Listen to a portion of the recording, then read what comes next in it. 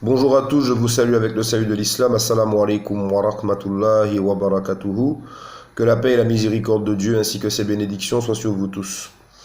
Alors mes frères et sœurs, je fais cette deuxième partie de vidéo concernant la réponse ou plutôt le commentaire de la vidéo de Monsieur Paul Njimba, Paul Géo Njimba. Sa vidéo qui était intitulée, si je ne m'abuse, les preuves irréfutables des mensonges islamiques. Mahomet et Allah vous mentent. Donc hier on a fait une première partie qui était malheureusement longue, donc je m'en excuse puisque ce monsieur il est revenu sur des choses qui étaient futiles, mais bon, comme il a toujours des problèmes de compréhension, donc j'ai dû éclaircir un petit peu de choses. Alors en résumé, on avait fait quoi hier? On avait cité pas mal de sourates qui tournaient autour du même message, comme quoi Dieu avait envoyé un messager pour révéler son Coran, son message, sa parole à l'humanité. D'accord? Et on a essayé de démontrer et de mettre en évidence le fait que ce n'est pas à la Bible de se caler sur le Coran, mais c'est plutôt au Coran de se calquer, on va dire, sur la Bible. C'est-à-dire que vous avez un original qui est le Coran, vous le mettez par-dessus la Bible. Si ça dit la même chose, on prend. Si ça dit pas la même chose, on enlève tout ce qu'il y a dans la Bible qui est pas bon. Donc c'est ça que ça veut dire. Donc déjà, c'est ce qu'on a mis en exergue hier. Et d'autre part, on a ce fameux consolateur qui est revenu à travers les propos de ce monsieur, où ce monsieur ne comprend pas d'une part que ce n'est pas l'Esprit Saint systématiquement, puisque on a démontré dans pas mal de passages bibliques, selon d'autres traductions de la Bible, qu'il y a au moins 5 voire 6 termes différents pour le mot consolateur. On avait dit qu'il y avait Esprit Saint, Esprit de vérité, défenseur, assistant, consolateur et paraclet. Donc tout ça, ça veut dire la même chose. Et ce monsieur ne s'arrête que sur le mot Esprit Saint, puisque comme les autres chrétiens, ça les arrange que ce soit l'Esprit Saint. Bien qu'ils savent très bien que même si effectivement l'Esprit peut parler, que l'ange Gabriel il a parlé, mais ils ne peuvent pas l'entendre eux. Ça veut dire qu'il n'y a aucun d'entre eux qui peut vous dire on a rendu témoignage de l'Esprit Saint parce qu'il est venu chez nous nous voir.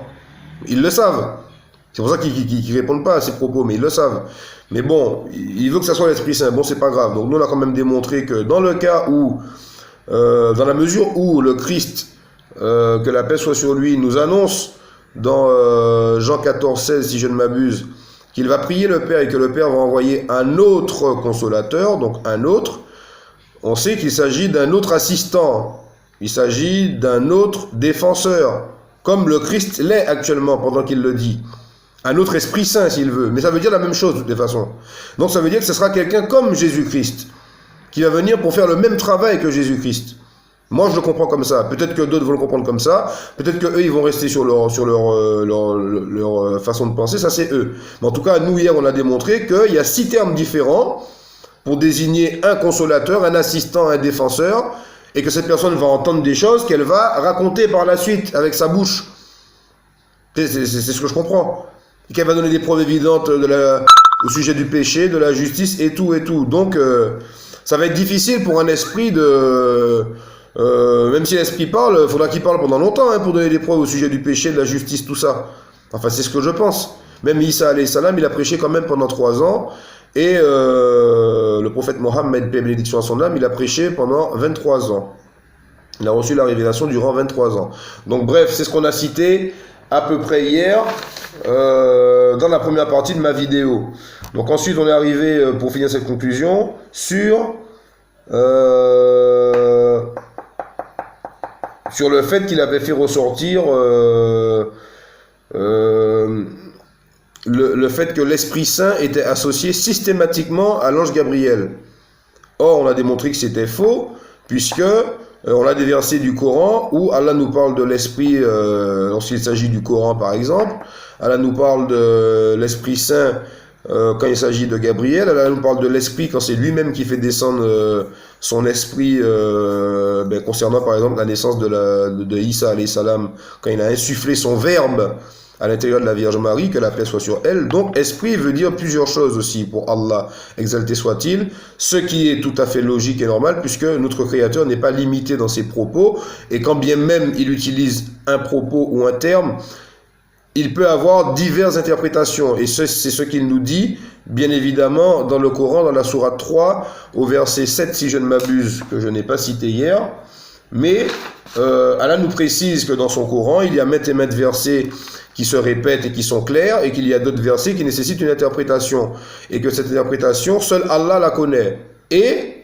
mais ceux qui sont aussi ancrés dans la science, d'accord, qui connaissent cette interprétation. Donc, on va enchaîner avec la deuxième partie de cette vidéo, où M. Paul Jehan Jimba a commencé en disant qu'il va nous démontrer, donc après avoir parlé du consolateur, qu'Allah, exalté soit-il, est un menteur. Que Dieu me pardonne de l'avoir dit, astaghfirullah al-azim, et que Mohammed, sallallahu alayhi wa sallam, est un prophète de mensonge. Que Dieu me pardonne de l'avoir dit aussi, je ne fais que reprendre ses propos. Donc il nous sort la sourate, il nous dit dans la sourate 6, au verset 8, et il la cite, et ils disent, pourquoi n'a-t-on pas fait descendre sur lui un ange? Et Allah exalté soit-il répond, si nous avions fait descendre un ange, c'eût été sûrement affaire faite, puis on ne leur eût point donné de délai. D'accord? Et il fait le lien avec la sourate 16 au verset 102 qui dit, c'est le Saint-Esprit Gabriel qui l'a fait descendre de la part de ton Seigneur en toute vérité, afin de raffermir la foi de ceux qui croient, ainsi qu'un guide et une bonne annonce pour les musulmans. Donc, il met en évidence le fait que dans la sourate 6 au verset 8, il met l'accent sur le fait qu'il est dit, et ils disent, pourquoi n'a-t-on pas fait descendre un ange sur lui? Donc ça, ce sont les mécréants parmi le peuple du prophète Mohammed, sallallahu alayhi wa sallam, qui se posent cette question entre eux ou qui posent cette question. Ils disent, pourquoi on n'a pas fait descendre un ange sur lui? D'accord? Et la réponse d'Allah, exalté soit-il dans le Coran, est, si nous avions, donc c'est le passé simple si je ne m'abuse, il appuie là-dessus, M. Paul Jehan Jimba, si nous avions fait descendre un ange, c'eût été sûrement affaire faite. C'eût été sûrement affaire faite. Puis, on ne leur eût point donné de délai. En fonction de ce qui est employé dans la phrase là, si nous avions fait descendre un ange, c'eût été sûrement affaire faite, il en déduit que, comme on a un passé simple, il ne l'a pas dit, mais c'est ce que j'en déduis, on a un passé simple avec avion, on a un conditionnel passé avec c'eût été sûrement affaire faite. Donc il en déduit, selon sa propre compréhension, que Dieu n'a rien fait descendre, selon cette phrase. Allah n'a rien fait descendre, puisqu'il dit, si nous avions, ça veut dire qu'il n'a pas fait descendre. Sinon il aurait dit, nous avons fait descendre, et c'est ce qu'il va expliquer dans ses propos après. Donc, il dit, si nous avions fait descendre un ange, c'eût été sûrement affaire faite. Puis, on ne leur eût point donné de délai. Donc, il a fait le lien avec une autre sourate, sourate 16, verset 102, pour nous montrer qu'il y a une pseudo-contradiction. La sourate 102 dit quoi? Dit, c'est l'Esprit Saint, Gabriel, qui l'a fait descendre de la part de ton Seigneur en toute vérité. Donc, ça veut dire qu'il y a une sourate qui vous dit que l'Esprit est descendu, que la révélation est descendue, par l'intermédiaire de Gabriel, qui est un ange. Et la sourate 6 au verset 8 dit, si nous avions fait descendre un ange. Ça veut dire qu'il n'y a aucun ange qui est descendu. Donc, moi, d'abord, je vais aller un peu plus loin. Déjà, c'est faux ce qu'il dit. Donc, je vais l'étayer, bien sûr. Je vais aller un peu plus loin, puisque lui, il a cité la sourate 6 au verset 8. Nous, on va citer la sourate 6, toujours, et au verset juste après. D'accord? Donc, sourate 6 au verset 9. Il est dit, Allah exalté soit-il nous dit, si nous avions désigné un ange comme prophète, nous aurions fait de lui un homme, ou nous lui aurions donné une apparence humaine, et nous leur aurions causé la même confusion de celle dans laquelle ils sont. D'accord? Dans d'autres traductions, nous l'aurions vêtu de vêtements comme les hommes, tout ça. Donc, ça c'est la réponse qu'Allah y donne. Les mécréants disent, pourquoi est-ce qu'on n'a pas fait descendre avec lui un ange? Pourquoi n'a-t-on pas fait descendre sur lui un ange? Et Allah il répond, si nous avions fait descendre un ange, c'eût été sûrement à faire fête. Donc lui, il prend ce contexte pour dire, Allah n'a rien fait descendre. Sinon, il aurait dit, nous avons fait descendre Jibril, alayhi salam. D'accord? Donc moi, j'ai donné la réponse d'Allah au verset 9 où il est dit, si nous avions désigné un ange comme prophète, nous aurions fait de lui un homme, d'accord? Et nous lui aurions donné une apparence humaine. Donc déjà, ça doit interpeller le monsieur, cette réponse qui est après. Puisque Allah, il dit, exalté soit-il, que si, en gros, si c'était un ange que Dieu voulait envoyer comme prophète, il lui aurait donné une apparence humaine. Donc ça, c'est un verset, le verset 9. Quand vous prenez d'autres versets du Coran, Allah, il nous dit, exalté soit-il, s'il y avait des anges qui marchaient sur terre tranquillement, il aurait envoyé un ange parmi les anges pour leur avertir du châtiment qui les attend. En gros, ça veut dire quoi? Ben, comme ce sont des hommes qui marchent tranquillement sur terre, ben Dieu fait des révélations à des hommes. Dans notre verset, Dieu nous dit qu'il a fait plusieurs révélations à des hommes, à travers un voile, à travers les écrits, ou alors à travers un ange qui leur envoie la révélation. Donc tout est très bien détaillé, et ça revient à ce qu'on a lu hier dans le prologue, dans le premier tome du Tafsir d'Ibn Kathir, où il faut chercher la réponse à un verset qu'on ne le comprend pas, avec un autre verset du Coran. Donc là, c'est ce que je suis en train de démontrer, entre autres. D'accord? Je suis déjà en train de démontrer à ce monsieur qu'au verset juste après le 8, Allah exalté soit-il nous donne un indice. Donc lui, il a peut-être mal compris. Puisque effectivement, le texte dit au verset 8, si nous avions fait descendre un ange, c'eût été sûrement à faire fête. Puis, on ne leur aurait pas donné de délai. Donc oui, ça parle au passé et au conditionnel. Mais, vous avez au verset 9, une petite piste où il est dit, si nous avions désigné un ange comme prophète, nous aurions fait de lui un homme. D'accord? Donc ça ne répond pas directement à sa question, mais c'est une piste. Où je vais en venir? Ça va être très simple. Les musulmans qui connaissent comment la révélation est descendue à travers la sira, c'est-à-dire la biographie du prophète sallallahu alayhi wa sallam, savent très bien que l'ange Gabriel il est venu. Et le Coran nous le dit dans maintes et maintes versets que l'ange Gabriel est venu. Tous les versets que j'ai cités dans la première partie, la plupart d'entre eux disent qu'Allah il a révélé à travers l'ange Gabriel le Saint-Coran. Donc le Coran, dans d'autres versets, vous dit que si le livre venait de notre qu'Allah, l'homme y trouverait certes maintes contradictions dedans. Donc l'homme a un effort intellectuel à faire pendant la lecture du Coran pour dire mais non, Dieu ne peut pas se tromper. Il faut chercher la réponse. Et cette réponse, on l'a lu dans le tome 1. Du début, dans les avant-propos du tome 1 du Tafsir d'Ibn Kathir, où il nous explique que la réponse des versets du Coran sont dans le Coran. Si on ne trouve pas dans le Coran, il faut aller chercher dans la Sunna. Parce que la Sunna a été enseignée aussi oralement par l'ange Gabriel, que la paix soit sur lui, au prophète Mohammed sallallahu alayhi wa sallam. Mais la Sunna n'a pas été demandée d'être enseignée comme le Coran. C'est-à-dire qu'elle n'a pas été, comme le Coran, à apprendre comme ça. Au prophète Mohammed, lui, il le savait, il le faisait, mais à nous, il ne nous a pas été demandé de l'apprendre comme ça. C'est après, c'est à nous, les musulmans, de faire ce travail personnel, d'aller chercher la sunna. Qu'est-ce que ça veut dire? Un exemple très simple. Si vous prenez l'intégralité du Coran et que vous voulez faire la prière, on a 5 prières à faire par jour. Vous êtes dans l'impossibilité totale à partir du Coran, de savoir combien de prières il faut faire par jour. Allah exalté soit-il nous dit accomplir la prière au déclin du soleil et à l'aube, tout ça, oui, plein de fois. Il nous dit dans aucun verset du Coran, accomplissez 5 prières par jour. Si vous faites une prière, vous êtes dans l'incapacité, avec seulement le Coran qui est effectivement la parole de Dieu, de savoir combien de rak'at il faut faire. Rak'at, unité de prière. Incapacité. On ne sait pas combien de rak'at il faut faire. On est obligé d'aller dans la sunna. La sunna a été enseignée au prophète Mohammed, paix et bénédiction à son âme, par l'ange Gabriel. Donc lui, il l'appliquait et les autres le voyaient faire, ils lui demandaient et ils mettaient en écrit. Et donc ils ont retenu la sunna. Donc c'est pour ça que tous les musulmans prient comme de la même façon. On est arrangé, on est aligné en rang, on fait comme Allah nous a demandé par rapport au messager alayhi salam. De la même façon que dans l'Injil, Isa alayhi salam, lorsqu'il priait, il a demandé à ses apôtres de prier sans cesse. Comment prier? Il a donné un canevas. Ce canevas, c'est « Notre Père qui es aux cieux, que ton nom soit sanctifié, que ton règne vienne, que ta volonté soit faite sur la terre comme au ciel. Donne-nous aujourd'hui notre pain de ce jour. Pardonne-nous nos offenses comme nous pardonnons aussi à ceux qui nous ont offensés. Et ne nous soumets pas à la tentation, mais délivre-nous du mal. Amen. » Ce canevas, dans l'Injil, on pourrait appeler ça, dans l'islam, une sunna. C'est-à-dire que Isa alayhi salam, c'était la sunna. Allah lui a appris à prier comme ça et à transmettre cette prière.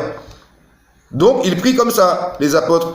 Ils se rapprochent du prophète, de l'envoyé de Dieu. Puisque l'envoyé de Dieu a été élu, on ne peut pas être mieux que lui. À l'époque de Isa alayhi salam, on ne peut pas être mieux que lui. Donc, tous ceux qui ont cru en son message veulent faire comme lui pour être proche de Dieu. Priez ainsi, deux points, ouvrez les guillemets, dit l'Injil. Notre Père qui est aux cieux, etc. Donc ça, c'est le canevas que tous les chrétiens ou les catholiques, ils connaissent. C'est une prière qui est unanimement reconnue en tant que canevas des chrétiens ou des croyants adeptes de l'évangile. Donc, on va en venir à la réponse pour donner à ce monsieur une réponse, puisqu'il dit, si Allah dit, si nous avions fait descendre un ange, c'eût été sûrement affaire faite. D'accord? Donc, comme j'ai dit déjà, les musulmans savent que l'ange Gabriel est descendu pour faire la révélation au prophète Mohammed. Paix et bénédiction à son âme, il n'y a aucun doute là-dessus, il n'y a pas l'ombre d'un doute là-dessus, puisque les versets coraniques sont nombreux là-dessus. Les versets coraniques où les hadiths, où l'ange Gabriel est même venu en chair et en os voir le prophète alayhi salam, peu de temps avant sa mort, si je ne m'abuse, un an avant sa mort. Il est venu voir le prophète alayhi salam dans la mosquée. On a des hadiths dessus. Donc, déjà, il n'a pas beaucoup de savoir puisque, ou alors peut-être qu'il essaie de nous piéger, il sait très bien que le Coran dit à maintes reprises que l'ange Gabriel est descendu pour donner la révélation. Donc nous, qu'est-ce qu'on va faire? Ben, ça va être très simple. Heureusement, comme on dit qu'on a les tafsirs, on prend les tafsirs, d'accord? On va aller dans la sourate 8. D'accord, on va aller dans la sourate 8. Qu'est-ce que je raconte? Non, dans la sourate 6, pardon, autant pour moi. Sourate 6, on va prendre le verset qui nous concerne. Puisque c'est ce que j'ai expliqué hier. On ne peut pas comprendre le Coran avec sa propre compréhension. Il y a certains versets, comme Allah dit, qui sont clairs. D'ailleurs, j'ai un moment là, je vais le citer rapidement ce verset. Si je ne m'abuse, c'est sourate 3, verset 7. Voilà. Donc je lis, A'udhu billahi minash shaitanir rajim, bismillahir rahmanir rahim. C'est lui qui a fait descendre sur toi le livre. 2 points. Il s'y trouve des versets sans équivoque, qui sont la base du livre, c'est-à-dire des versets clairs, et d'autres versets qui peuvent être interprétés de diverses façons. Les gens donc qui ont au cœur une inclinaison vers l'égarement mettent l'accent sur les versets équivoques, cherchant la dissension et essayant de leur trouver une interprétation, alors que nul n'en connaît l'interprétation à part Dieu. Mais ceux qui sont bien enracinés dans la science disent « Nous y croyons, tout est de la part de notre Seigneur. » Mais seuls les doués d'intelligence s'en rappellent. Donc c'est un verset qui concerne M. Paul Géo Njimba par exemple, qui va laisser les versets clairs où il est dit systématiquement Djibril est descendu, Djibril est descendu, Djibril est descendu révéler le Coran, et il va prendre des versets qui nécessitent, comme Allah dit, donc ceux au cœur qui ont une inclinaison vers l'égarement, puisque c'est malheureusement un égaré, ce monsieur, mettent l'accent sur les versets équivoques, comme celui qu'il nous cite. Si nous avions fait descendre, donc il n'arrive même pas à comprendre l'éloquence d'Allah. Ça veut dire que ça aurait été facile pour Allah de faire descendre un ange. La preuve, c'est que dans le verset d'après, comme j'ai cité, dans le verset juste après le 9, si nous avions désigné un ange comme prophète, nous aurions fait de lui un homme. Donc ça aurait dû lui mettre une piste, le verset juste après. Ça veut dire que Allah n'a pas voulu faire descendre un ange ou... comment expliquer ça? Allah n'a pas voulu, de par sa sagesse, faire descendre un ange en compagnie du prophète, alayhi salam. Moi, je le comprends comme ça. Et la preuve, c'est que lorsqu'on va dans le tafsir, on a dit sourate 6, verset 8. Lorsqu'on va dans le tafsir, alors on va prendre le verset 8. Voilà, et ils disent, pourquoi n'a-t-on pas fait descendre auprès de lui un ange? Donc vous voyez déjà, dans le tafsir, on a une autre traduction. Et c'est ça que le monsieur, par exemple, il ne fait pas attention à ça. Vous avez la même version coranique, mais vous avez différents mots qui veulent dire la même chose, comme paraclet, consolateur et tout ça. Donc lui, il a cité dans sa traduction qu'il avait sur son ordinateur.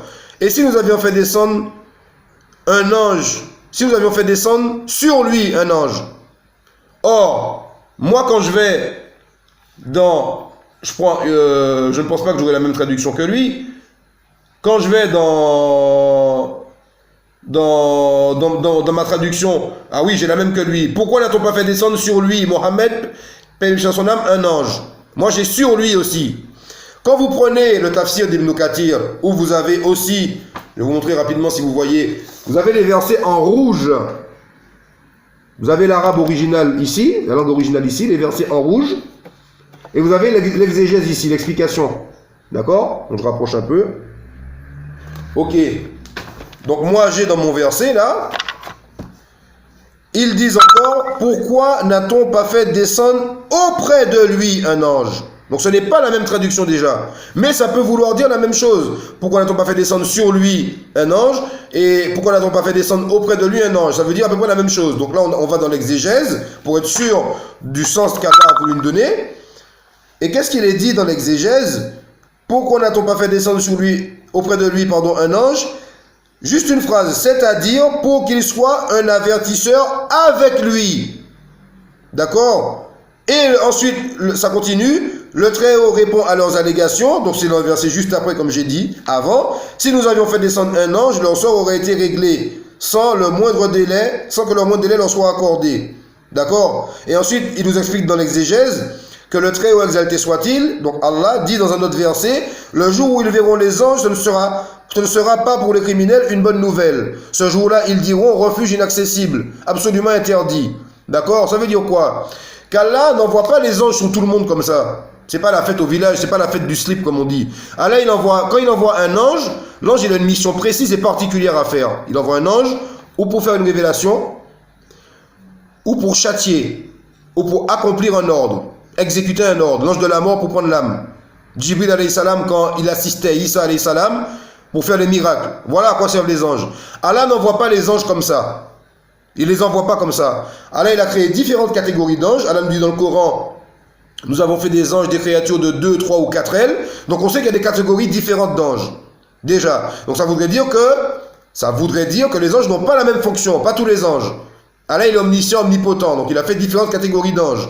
Ensuite, on sait dans d'autres versets du Coran qu'Allah, exalté soit-il, a placé des anges sur nos épaules à tous les êtres humains, pas aux musulmans seulement. Tous les êtres humains, vous avez 2 anges au-dessus de vos épaules, ou à côté de vous. Un à droite, un à gauche.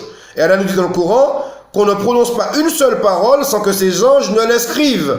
Pas un fait ni un geste. Ils l'inscrivent. Après, vous avez des hadiths qui disent que quand vous faites par exemple un péché avec la bouche, l'ange qui marque les mauvaises actions vous laisse un délai jusqu'à ce que vous vous repentiez. Repentissiez plutôt. Parce que là, il est miséricordieux. Quand vous faites un péché, il le marque que pour 1. Quand vous faites une bonne action, il marque pour 10. Ça, c'est la miséricorde d'Allah. Mais encore faudrait-il le savoir. Donc, encore faut être musulman, encore faut étudier, etc., etc. Donc, quand on va dans le tafsir, c'est beaucoup plus clair. Qu'est-ce qu'il dit ce monsieur? Puisque le tafsir a été fait par un savant qu'on appelle Ibn Kathir, qui a vécu beaucoup plus proche de l'Égypte que ce monsieur qui est né au XXe siècle comme moi-même. Et le tafsir nous dit très simplement avec une seule phrase, concernant sa parole, pourquoi n'a-t-on pas fait descendre auprès de lui, donc qui veut dire aussi dans les autres traductions coraniques, sur lui un ange. Donc pourquoi n'a-t-on pas fait descendre auprès de lui un ange? C'est-à-dire pour qu'il soit un avertisseur avec lui. C'est-à-dire en sa compagnie. C'est-à-dire les mécréants, ils ont dit, si vraiment un ange t'a parlé dans la grotte là-bas, dans la grotte de Hira, pourquoi est-ce que Dieu n'a pas envoyé l'ange avec toi pour te tenir compagnie? Comme ça, on aurait vu l'ange avec toi et on aurait cru. Puisqu'ils ne veulent pas accepter le message. Et c'est le même principe qu'il y a eu avec les prophètes avant, chez les Juifs, les Israélites. C'est le même principe qu'il y a eu avec Isa alayhi salam. Ils ne croyaient pas en Isa alayhi salam. Donc Dieu nous révèle dans le Coran qu'il a fortifié Jésus-Christ, que la paix soit sur lui, avec l'Esprit Saint, qui est Gabriel. Le Coran nous dit que c'est Gabriel. L'Esprit Saint, le même Esprit Saint qui est venu parler à la Vierge Marie chez elle, insuffler à la Vierge Marie, annoncer à la Vierge Marie la bonne nouvelle dans le désert, comme le Coran nous le dit, quand elle s'est retirée dans un lieu vers l'Orient, etc., etc. Donc le tafsir, il est clair là-dessus, il ne s'arrête même pas là-dessus. Il dit que les mécréants ont demandé pourquoi est-ce que Dieu n'a pas envoyé en ta compagnie un ange. Comme ça, on l'aurait vu de nos yeux, et là, obligé, on aurait cru. Parce que tu dis que tu as été impressionné, il y avait un ange qui t'a parlé. Pourquoi il n'est pas venu avec? Donc en fait, il ne voulait pas accepter les messages. Donc ce monsieur, ça démontre quand même, je ne le dis pas méchamment, bien sûr, puisque lui, il pense que je suis là pour casser la Bible, alors que ce n'est pas mon intérêt. Mais ça démontre quand même que ce monsieur a plutôt comme objectif de casser, de salir le Coran, tout simplement. Casser, salir l'islam, puisqu'il n'y croit pas, bon, je le comprends. C'est un égaré malheureusement, et ce n'est pas vulgaire ce que je dis comme terme. C'est un mécréant. Mécréant, ça veut dire quelqu'un qui ne croit pas. mécréants. Ils ne croient pas en la révélation d'Allah. Ils croient en celle d'avant, ils croient en Isa alayhi salam, mais ils ne croient pas qu'on a envoyé un autre prophète après. En disant, Dieu ne peut rien faire descendre. C'est ce que Dieu dit dans le Coran. Donc, moi j'explique à ce monsieur déjà que vous êtes dans le faux, mais c'est catastrophique. Parce que j'ai même pas eu besoin de faire une grande démonstration pour vous montrer que quand Allah il a dit, si nous avions fait descendre un ange, c'eût été affaire faite. Si nous avions fait descendre sur lui un ange. D'autres traductions coraniques vont vous dire si nous avions fait descendre auprès de lui un ange. Donc si vous aviez fait la même démarche que moi avant que je me convertisse à l'islam, étudier un peu qu'est-ce que c'est que l'arabe et se rendre compte que l'arabe littéraire, c'est comme l'anglais mais puissance 10 ou peut-être même puissance 100. En anglais, vous avez un mot qui peut vouloir dire plusieurs choses différentes en fonction du contexte. En arabe, c'est la même chose. Sauf que ça ne veut pas dire plusieurs choses différentes. Ça veut, des fois, ça veut dire plusieurs mots différents. Donc, vous pouvez avoir plusieurs mots différents comme traduction pour un mot en arabe. Et vous pouvez avoir un ensemble de mots aussi. D'accord? Comme le mot dahaha qui fait référence ou des fois à un œuf d'autruche ou des fois à l'endroit, c'est-à-dire l'emplacement où l'autruche prépare l'endroit où on va mettre ses œufs. C'est un exemple. Et il y en a d'autres. Il y en a d'autres. Étalé, ça peut vouloir dire différentes choses et qui changent complètement le sens de la phrase.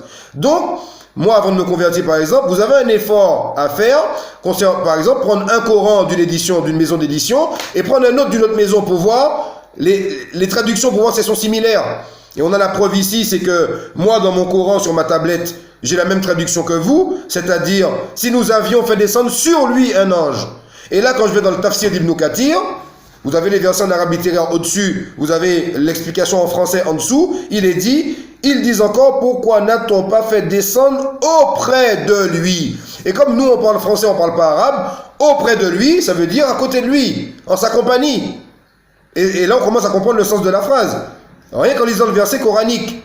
Donc s'il avait lu déjà deux traductions différentes du Coran, puisqu'il n'existe qu'une seule version du Coran, s'il avait lu deux traductions différentes, il aurait dit, mais attends, là on dit sur, et là on dit auprès, c'est lequel? Et c'est là qu'on va dans l'exégèse.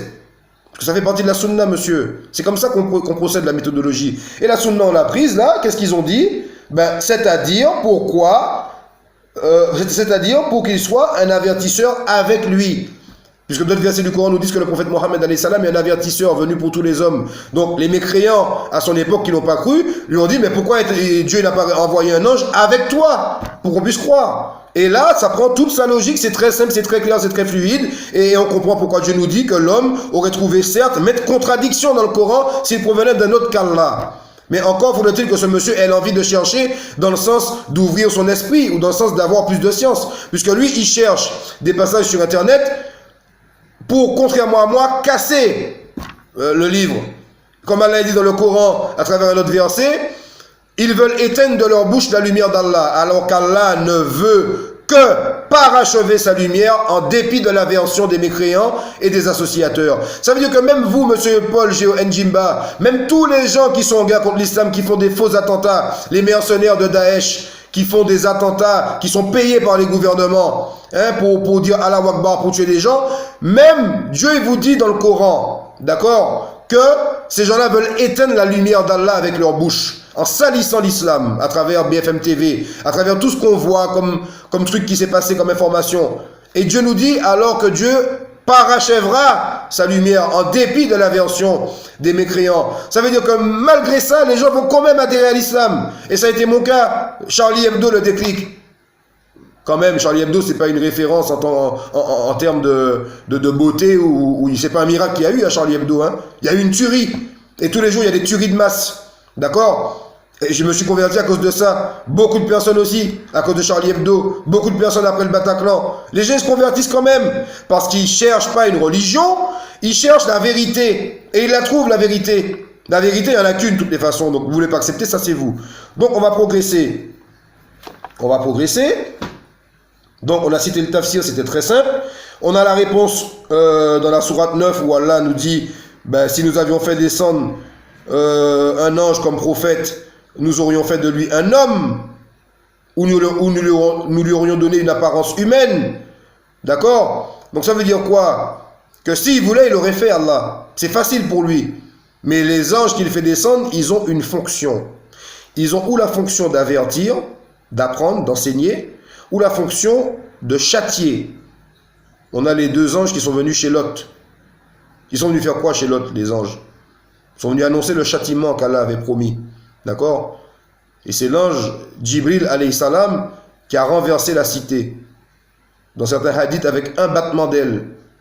Il a renversé la cité. Sans dessus-dessous, Allah nous dit dans le Coran. Donc, on sait que les anges, qu'Allah il envoie, ce sont des anges, c'est l'armée de Dieu.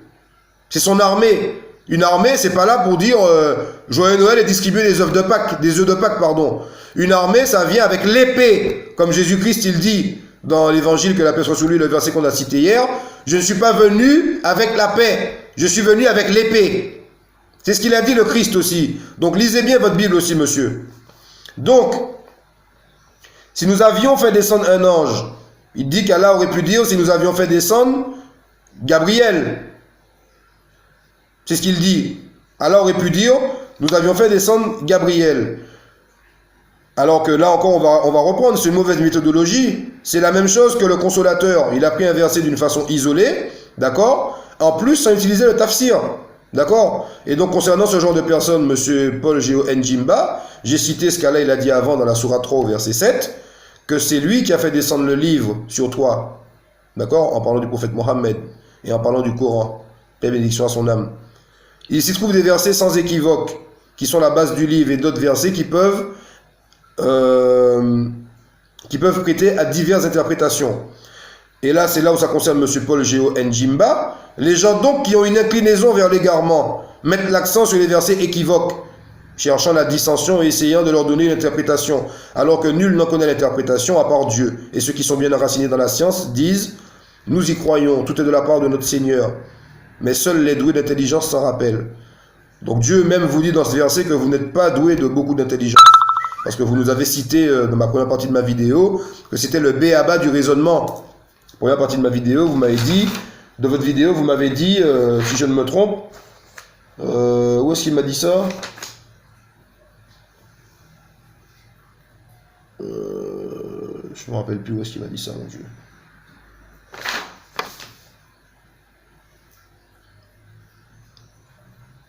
Voilà, vous m'avez dit ça concernant la sourate de Mariam.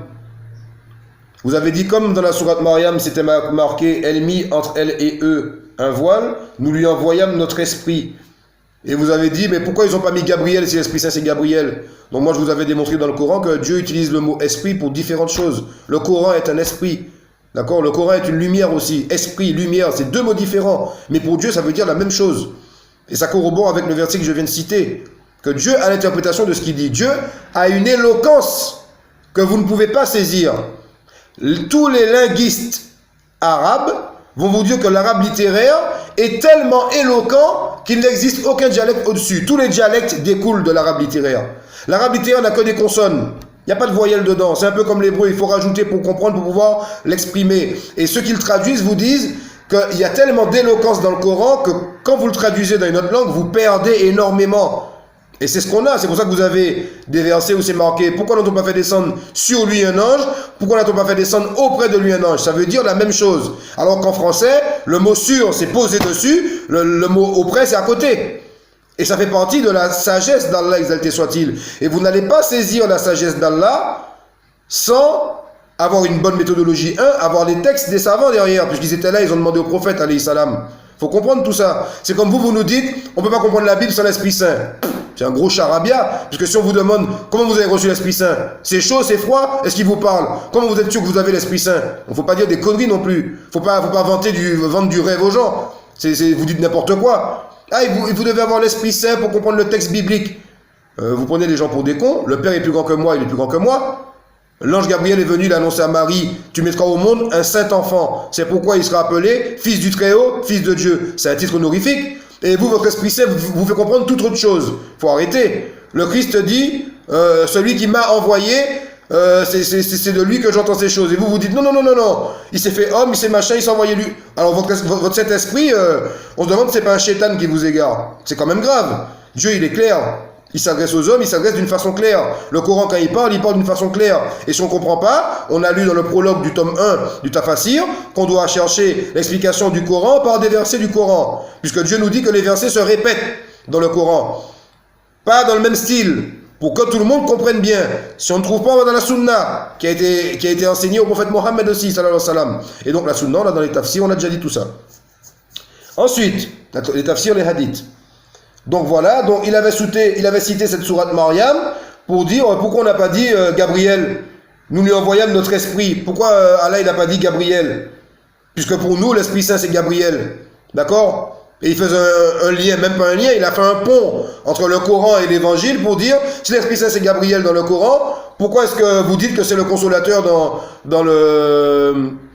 Pourquoi vous dites que Mahomet est le consolateur dans l'Injil alors que c'est écrit aussi Esprit Saint?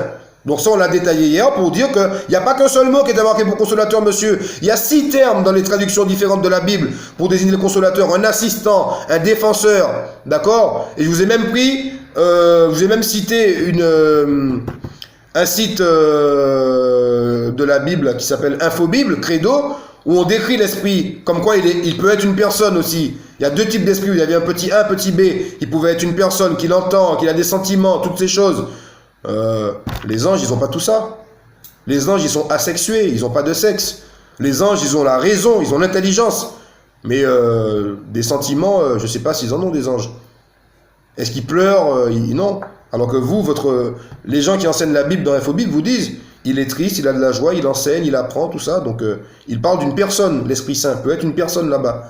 D'accord? Donc, quand on dit le consolateur, qu'on dit l'assistant, qu'on dit le défenseur, tout ça, ça fait référence à une personne, monsieur. Qu'on dit l'esprit de vérité, ça peut aussi faire référence à une personne. Qu'on dit l'Esprit Saint, ça peut être quelqu'un qui a un esprit saint dans un corps saint, et qu'il est tellement saint, selon sa façon d'agir, qu'on l'appelle Esprit Saint aussi. Ça veut dire tout ça aussi. Donc c'est vous qui êtes borné avec un seul raisonnement. D'accord? Et il nous disait donc, ce monsieur dans la sourate Maryam, que Allah aurait pu dire, exalté soit-il, pourquoi il n'a pas dit l'Esprit Saint, l'Esprit de vérité, pourquoi il n'a pas dit Mahomet? Ça aurait pu être plus logique. Ça aurait pu être plus logique que Allah il ait dit que nous lui envoyâmes notre esprit à Marie, que la paix soit sur elle, et nous on a mis entre guillemets Gabriel. Pourquoi est-ce qu'on n'a pas mis Mahomet? Donc ce monsieur, il n'est pas très doué d'intelligence comme Allah il dit dans le Coran, Sourate 3, verset 7, puisqu'Allah il dit ceux qui ont une inclinaison vers l'égarement mettent l'accent sur les versets équivoques, etc., etc. Et à la fin, nous y croyons, tout est de la part de notre Seigneur, mais seuls les doués d'intelligence s'en rappellent. Donc si le monsieur avait un minimum, et je ne le traite pas de sot ni quoi que ce soit, loin de moi cette intention, mais s'il avait un minimum de discernement, il n'aurait pas sorti cette aberration, puisque, premièrement, le prophète Mohammed alayhi salam n'est pas né à l'époque de Marie. Donc celui qui a écrit le Coran, s'il vient de Dieu, Dieu il n'aurait jamais dit, les savants n'auraient pas mis Mahomet entre parenthèses à la place de l'esprit, lorsqu'il est dit dans le verset, nous lui envoyâmes notre esprit. Nous lui envoyâmes notre esprit à Marie, entre parenthèses Gabriel. Et il voulait qu'on mette Mahomet, si on dit que l'Esprit Saint c'est Gabriel et que Mahomet est le consolateur et que le consolateur est l'Esprit Saint, bon on aurait dû mettre Mahomet dans le Coran. Donc il nous a même pas fait un pont, il nous a fait une tour Eiffel. Il est parti de milliards de trucs en bas, il est arrivé à un seul truc. Voilà, comme ça, il nous a fait un schmilblick, il nous a fait une tchatchouka, le gars. Et il nous dit, pourquoi on n'a pas mis Mahomet entre parenthèses à la place de Gabriel? Mais ça parle de Marie, la naissance de Marie, sourate 19, la naissance de Jésus, lorsque Marie s'est retirée en un lieu éloigné et que l'ange Gabriel est venu lui annoncer, lui insuffler l'enfant, etc. Le prophète Mohammed alayhi salam, la révélation est arrivée 600 ans après, il n'était pas encore né. Et vous voulez qu'on mette Mohammed alayhi salam à côté? Ça allait vous donner un motif encore pour dire que le Coran il ment. Donc c'est vous qui ne comprenez pas. Vous ne comprenez pas et vous ne raisonnez pas, comme Allah il dit, mais seuls les doués d'intelligence s'en rappellent. Donc on se demande, je ne dis pas que vous n'êtes pas doué d'intelligence, on se demande si vous avez un peu d'intelligence. Voilà. Ensuite, on accélère. Dans quelle sourate Gabriel s'est présenté à Mohammed alayhi salam comme étant Gabriel? Donc là, c'est vraiment chercher des petits trucs qui sont complètement débiles. Et je vais vous dire pourquoi. Le monsieur nous demande dans quelle sourate Gabriel s'est présenté à Mohammed alayhi salam comme étant Gabriel. Le monsieur, il oublie qu'on a un créateur. Les musulmans disent Allah, c'est Dieu qui a révélé l'évangile, la Torah et le Coran. D'accord? C'est le Dieu des trois. Nous, c'est ce qu'on dit. C'est le Dieu de l'univers, le créateur, l'omniscient, l'omnipotent, le pur, le sage, le sublime, le vivant, celui qui subsiste par lui-même, Al-Qayoum. D'accord? La fatigue, le sommeil, ça n'atteint pas. Nous, c'est ce qu'on dit. Allah, c'est notre créateur. Allah, il a révélé le Coran. C'est pas l'ange Gabriel qui révèle le Coran. L'ange Gabriel enseigne le Coran par instruction qu'Allah lui a donnée. L'ange Gabriel ne pêche pas, il ne fait pas de péché. On lui dit marche, il marche. On lui dit crève, il crève. On lui dit saute, il saute. Il n'a pas le choix. Il n'a pas le choix. Il fait partie de cette catégorie d'anges qui n'a pas le choix. L'ange Gabriel ne décide pas. Dieu lui dit fais, il exécute. D'accord? Donc, quand vous nous dites dans quelle sourate Gabriel s'est présenté à Mohammed, paix bénédiction à son âme, êtes-vous doué d'intelligence, monsieur Paul Géo Njimba, pour nous poser une question comme ça? L'ange Gabriel, c'est lui qui révèle le Coran? Ou Dieu demande à l'ange Gabriel d'aller avertir les hommes, d'aller avertir Marie? Dans votre Bible, vous l'avez aussi. D'accord? Donc, les gens racontent, comme vous avez dit, dans le Coran, on raconte que l'ange Gabriel est venu, mais dans l'évangile aussi. Vous avez un passage où c'est l'ange Gabriel qui parle de lui-même. Faut pas dire des conneries quand même. Faut raisonner. Dans quelle sourate Gabriel dit c'est moi qui viens de la part de ton Seigneur? Et vous dites il n'y en a aucune. Donc premièrement, comme je vous ai dit, l'ange Gabriel, c'est un ange qui agit sur ordre d'Allah, exalté soit-il. Donc il ne va pas dire à travers sa bouche des choses qu'Allah ne lui a pas demandé de dire. Il ne peut pas, même s'il voulait, il ne peut pas. Un homme peut le faire. D'ailleurs, c'est comme ça qu'ils ont falsifié la parole d'Allah. L'évangile et la Torah. D'accord? Donc ensuite, le Coran, c'est la parole d'Allah, donc c'est pas Gabriel qui révèle le Coran. Et on va donner à ce monsieur un exemple qui est bien simple. On va aller dans la sourate l'adhérence. Pour vous montrer comment l'islam c'est précis quand même. Les premières paroles qui ont été révélées au prophète Mohammed sallallahu alayhi wa sallam selon les savants ont été la sourate 96. Lis au nom de ton Seigneur qui a créé l'homme d'une adhérence. D'accord? Lis et ton Seigneur, le très généreux, qui a enseigné à l'homme ce qu'il ne savait pas, si je ne m'abuse. Donc là, on va prendre la sourate 96. Pour que ce monsieur il comprenne. Hein. Donc je ne triche pas, hein. Je suis toujours dans le tafsir. D'accord? On va prendre la sourate 96. Parce que vous me demandez dans quel verset l'ange Gabriel s'est présenté. S'est présenté à Mohammed alayhi salam comme étant Gabriel. Donc la première chose que je vous ai répondu, c'est que il faut quand même raisonner. L'ange Gabriel, c'est un serviteur d'Allah. Il vient pas pour dire moi je suis un ange et je me la pète et je fais ci et je fais ça. Non, il vient parce que Allah l'a envoyé et Allah l'envoie pour faire quelque chose de précis.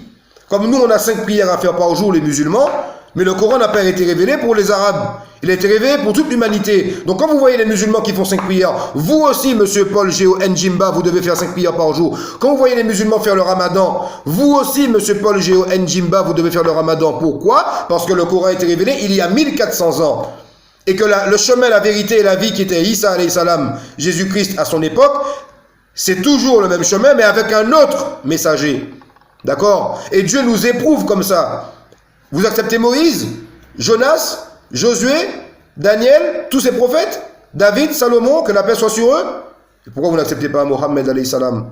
Donc Dieu va vous demander des comptes là-dessus. Les Juifs, c'est pareil. Vous acceptez Noé, Job, tout ça, que la paix soit sur eux. Vous n'acceptez pas Jésus-Christ, que la paix soit sur lui, alors qu'il était juif, qu'il a fait de nombreux miracles, qu'il a ressuscité des morts. Qui ressuscite les morts, si ce n'est un envoyé de Dieu, ou si ce n'est Dieu à travers des miracles qu'il fait accomplir par les hommes? Donc, Dieu les maudit pour ça, les Juifs, parce qu'ils ont rejeté Isa alayhi salam. Dieu vous maudit aussi, parce que vous rejetez le prophète Mohammed alayhi salam, qui est le sceau des prophètes, c'est le dernier des prophètes. D'accord? Et il a été annoncé dans l'évangile et la Torah. D'accord? Donc, on a dit qu'on va prendre la sourate l'adhérence.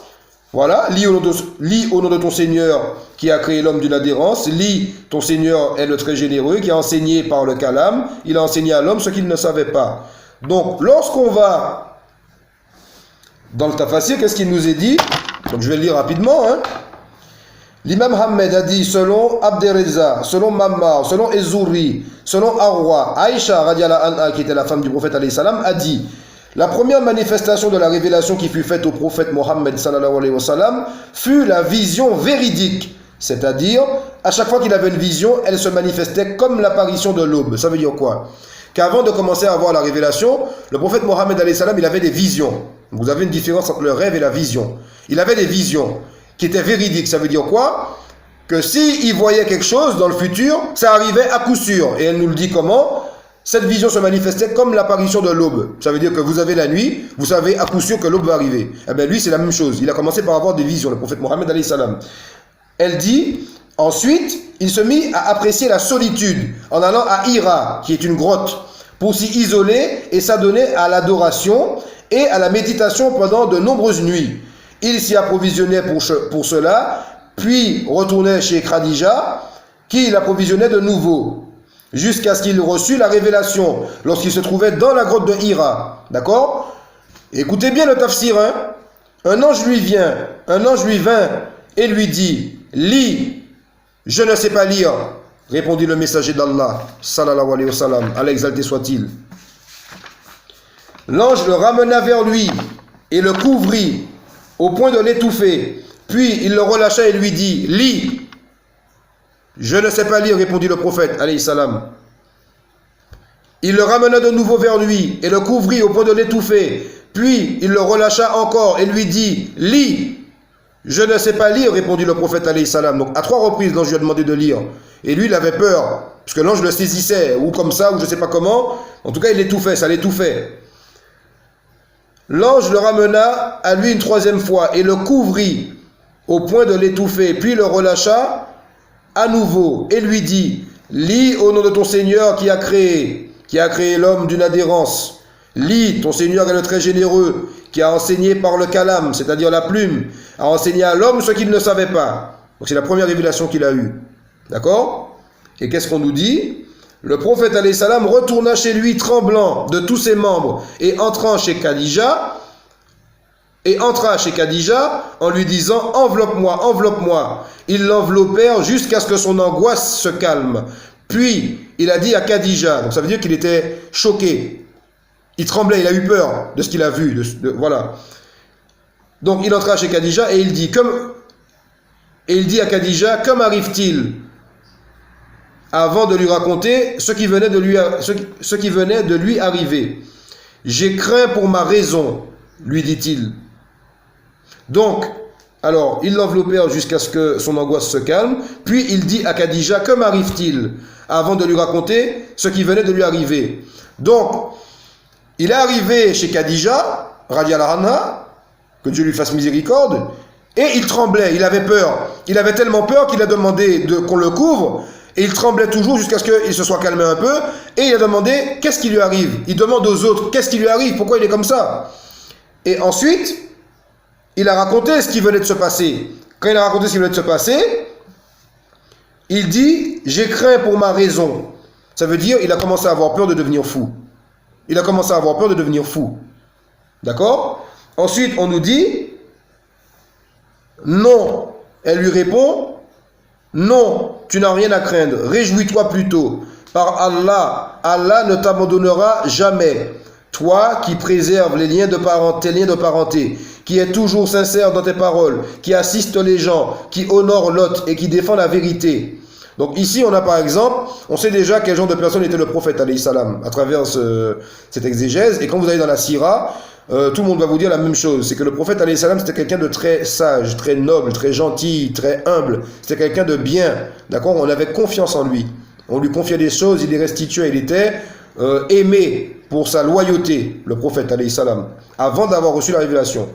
Ensuite, elle l'amena chez Waqara ibn Nufayl, ibn Asad, ibn Abd el-Uzza, ibn Qusay, un cousin paternel à elle, un vieillard devenu aveugle qui a embrassé le christianisme à l'époque de la Jahiliya et qui passait son temps à transcrire les évangiles dans les langues arabes et hébraïques. Dans les langues arabes et hébraïques. Donc, on comprend peut-être pourquoi plus haut, Khadija, elle lui dit, par Allah, Allah ne t'abandonnera jamais. Donc très certainement, comme on a la confirmation aujourd'hui, les Arabes avant qui avaient embrassé le christianisme appelaient Dieu Allah déjà. C'est ce qu'on voit ici comme confirmation. Puisque il dit, le prophète alayhi salam, qu'il a craint pour sa raison. Et ensuite, elle lui répond par Allah, Allah ne t'abandonnera jamais. Donc elle avait déjà la connaissance de Dieu. En tout cas, et la preuve, c'est qu'elle va l'amener chez Wakara, qui est un cousin paternel à elle, un vieillard devenu aveugle qui a embrassé le christianisme à l'époque de la Jahiliya, c'est-à-dire à l'époque où les gens adoraient 360 idoles à la Mecque. Il y avait un homme qui s'appelait Wakara, qui était un aveugle, qui avait déjà embrassé le christianisme, d'accord, puisque le prophète Mohammed alayhi salam n'était pas arrivé. Donc c'est quelqu'un qui avait déclaré véridique Isa alayhi salam, d'accord, et qui passait son temps à transcrire les évangiles dans les langues arabes et hébraïques. Et il lui a dit: ô fils de mon oncle, lui dit-elle, lui a dit: ô fils de mon oncle, écoute ce que ton cousin va te raconter. Donc le cousin du prophète alayhi salam, qui était Wakara. Que vois-tu, ô fils de mon frère? Lui demanda Wakara. Donc ça confirme que c'était son cousin Wakara au prophète alayhi salam. Le prophète lui raconta ce qu'il avait vu. Qu'est-ce qu'il répond, Wakara? C'est le Namus, l'esprit qui est descendu sur Moïse, s'exclama Wakara. Ah, si je pouvais être vivant et fort lorsque ton peuple t'exilera. Le prophète lui demanda: ils vont vraiment m'exiler? Lui dit le prophète. Oui, répondit Wakara, personne n'a apporté ce que tu apportes sans faire l'objet de l'hostilité de son peuple. Si je serais vivant en ce jour-là, je t'assisterai dans ta mission. Mais Wakara ne tarda pas à mourir, et la révélation s'arrêta quelque temps, ce qui jeta le prophète dans une grande tristesse. À chaque fois qu'il montait sur le sommet d'une montagne, écoutez bien, Gabriel lui apparaît et lui dit: ô Mohammed, tu es vraiment le messager d'Allah, et je suis Gabriel. Subhanallah. Comme quoi, monsieur, vous dites n'importe quoi. Il n'y a pas que le Coran, il y a la Sunna. On l'a lu dans le prologue. Quand on va dans la Sunna, dans le tafsir ici, qui nous dit quoi? Qui nous dit que le prophète, alayhi salam, quand il a commencé à recevoir la révélation, il a eu 5 phrases. Il est rentré chez lui. Il a eu peur. Après, il allait voir Khadija, qu'il a emmené chez Wakara. Wakara, qui était son cousin, qui était un aveugle, qui avait embrassé le christianisme, et qui lui a dit que ce que tu as vu, c'est, comment il a appelé? Il a appelé ça, c'est le Namus, l'esprit qui est descendu sur Moïse. Ça veut dire le même esprit qui est descendu sur Moïse, c'est celui qui est descendu sur lui. D'accord? Et il lui a annoncé d'entrée que son peuple va l'exiler. Parce très certainement, il connaissait le christianisme, puisqu'il retranscrivait les écritures en arabe et en grec. Donc, il savait pertinemment qu'il allait avoir des problèmes, que les gens n'allaient pas accepter le message. Donc, il lui a dit: tu serais exilé. Et si je suis encore vivant, comme il était âgé, au moment où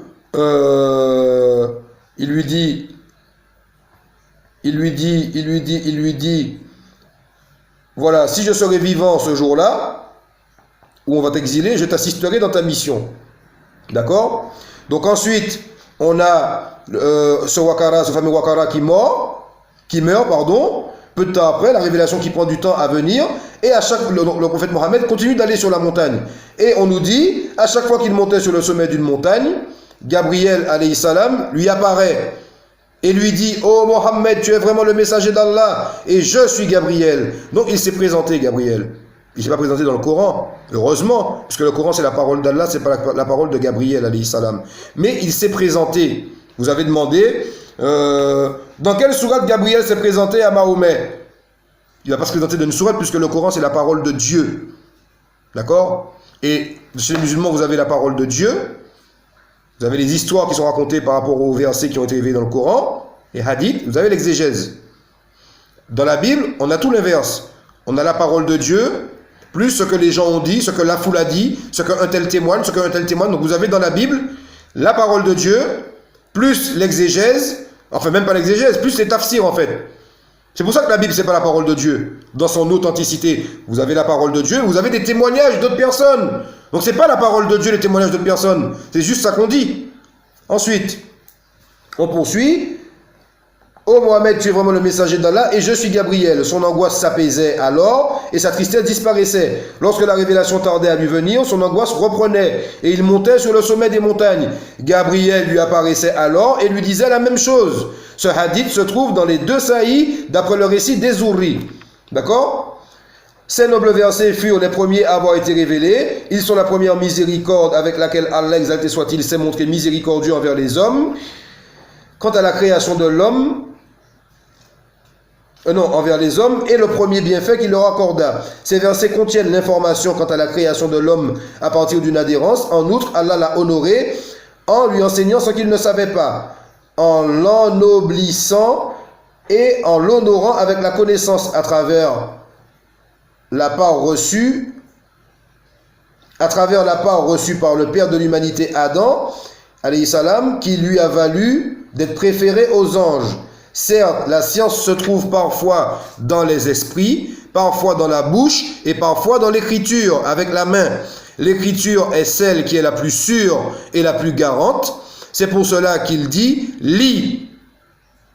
Ton Seigneur est le très généreux qui a enseigné par la plume, a enseigné à l'homme ce qu'il ne savait pas. Dans un hadith, il est dit « Protégez la science par l'écriture ». Il est dit aussi « Celui qui œuvre selon ce qu'il sait, Allah lui donne une science qu'il ne savait pas ». Donc voilà. Donc, mon très cher monsieur, on ne l'a pas dans le Coran, mais on l'a dans la Sunna. Nous avons dans le Tafasir des récits qui rapportent que l'ange Gabriel s'est présenté au prophète Mohammed sallallahu alayhi wa sallam. Donc quand bien même vous avez essayé de piéger ou je sais pas quoi, déjà ça n'a pas de sens, puisque le Coran c'est pas la parole de Gabriel alayhi salam, c'est la parole de Dieu. Quand bien même vous avez essayé de faire ça, on vous montre qu'on a la possibilité quand même, à travers la Sunna, puisque Dieu nous demande dans le Coran, vous avez dans le messager de Dieu un excellent exemple à suivre pour quiconque croit en Dieu et au jour dernier. Dieu nous demande de suivre le messager. Dieu nous demande de suivre les pieux prédécesseurs qui ont suivi le messager dans le Coran. Et pour suivre ces pieux prédécesseurs, vous avez le Coran, comme j'expliquais, et vous avez les tafasirs, le minimum, et ensuite vous avez les hadiths. Et tout ça, c'est des sciences différentes. Vous avez une science coranique, une science des tafsirs, une science des hadiths. Donc c'est très très vaste et c'est très très précis. La preuve, c'est que vous essayez de chercher des petits trucs, mais on a toute la réponse. C'est pour ça que je vous ai dit dans le début de ma vidéo, la première partie, je ne vais pas vous dire ne jouez pas avec ça. Mais moi-même qui ne suis pas savant, il m'est très facile de démonter ce que vous dites. Imaginez un savant. Imaginez Ibn Kathir, il est là, l'exégèse il est dans sa tête. Mais il va vous casser en mille. N'allez pas jouer dans la cour des grands, comme on dit. Vous n'arrivez pas à comprendre le Père est plus grand que moi. Le Père est plus grand que moi, vous n'arrivez pas à le comprendre dans la Bible. Et vous voulez comprendre des versets coraniques, alors que l'éloquence du Coran, elle est au-dessus de tout ce qui peut exister. Allah, il dit dans le Coran, si nous avions fait descendre ce Coran sur une montagne, tu l'aurais vu se fondre par humilité, par crainte d'Allah. Parce que même la montagne, elle respecte la puissance d'Allah vis-à-vis du livre qu'il a révélé, subhanallah. Qu'Allah vous guide, monsieur. Vous êtes certes dans l'erreur et dans l'égarement. Qu'Allah il vous guide, comme il a guidé d'autres frères déjà. Alors, on va poursuivre. Donc, on a démontré à ce monsieur que l'ange Gabriel, il s'est présenté à travers la Sunna, hein, puisqu'on a lu dans le premier tome que le Coran ne nous suffit pas. Le Coran ne nous suffit pas pour faire la prière. Le Coran ne nous suffit pas pour faire le jeûne du mois du Ramadan. D'accord? Le Coran ne nous suffit pas pour faire le nombre d'unités de prière. Le Coran ne nous suffit pas pour les prières surrogatoires. Le Coran ne nous suffit pas pour plein de choses. On a la parole de Dieu, on a la parole du messager d'Allah. Comme dans certains hadiths, il est dit, la communauté du prophète Mohammed alayhi salam va se diviser en 73 sectes. Seule une sera écartée du feu. Celle qui va suivre le Coran et la Sunna. Donc on sait qu'il y a des musulmans qui vont aller en enfer parce qu'ils auront fait des innovations. Parce qu'ils n'auront pas suivi le Coran et la Sunna. Il faut suivre le Coran et la Sunna. La Sunna ne va pas contre le Coran. Et le Coran, encore moins, ne va contre la Sunna. La Sunna explique le Coran quand le Coran ne s'explique pas par lui-même à travers les versets. C'est ce qu'on a dit dans le tome 1. Donc monsieur, je vous invite, comme vous voulez réfuter l'islam, vous aurez un travail qui est énorme à faire déjà. Je vous donne un conseil d'amis, achetez les tafsirs. Achetez-en 1, 2, 3. Voilà, moi j'en ai qu'un déjà, je galère.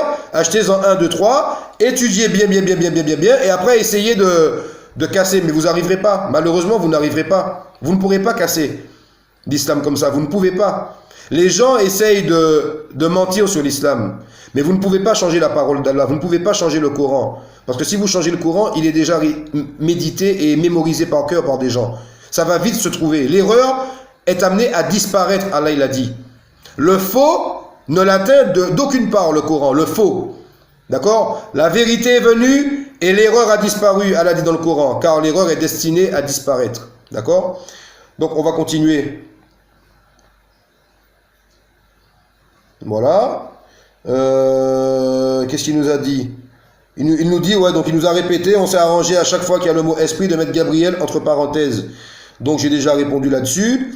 Non, c'est pas ce qu'on a fait. Les gens, ils ont une exégèse. On a démontré que l'esprit ne veut pas forcément dire l'Esprit Saint, ne veut pas forcément dire l'ange Gabriel. Lorsque Allah exalté soit-il nous dit par exemple, nous t'avons révélé un esprit émanant de notre ordre, en parlant du Coran.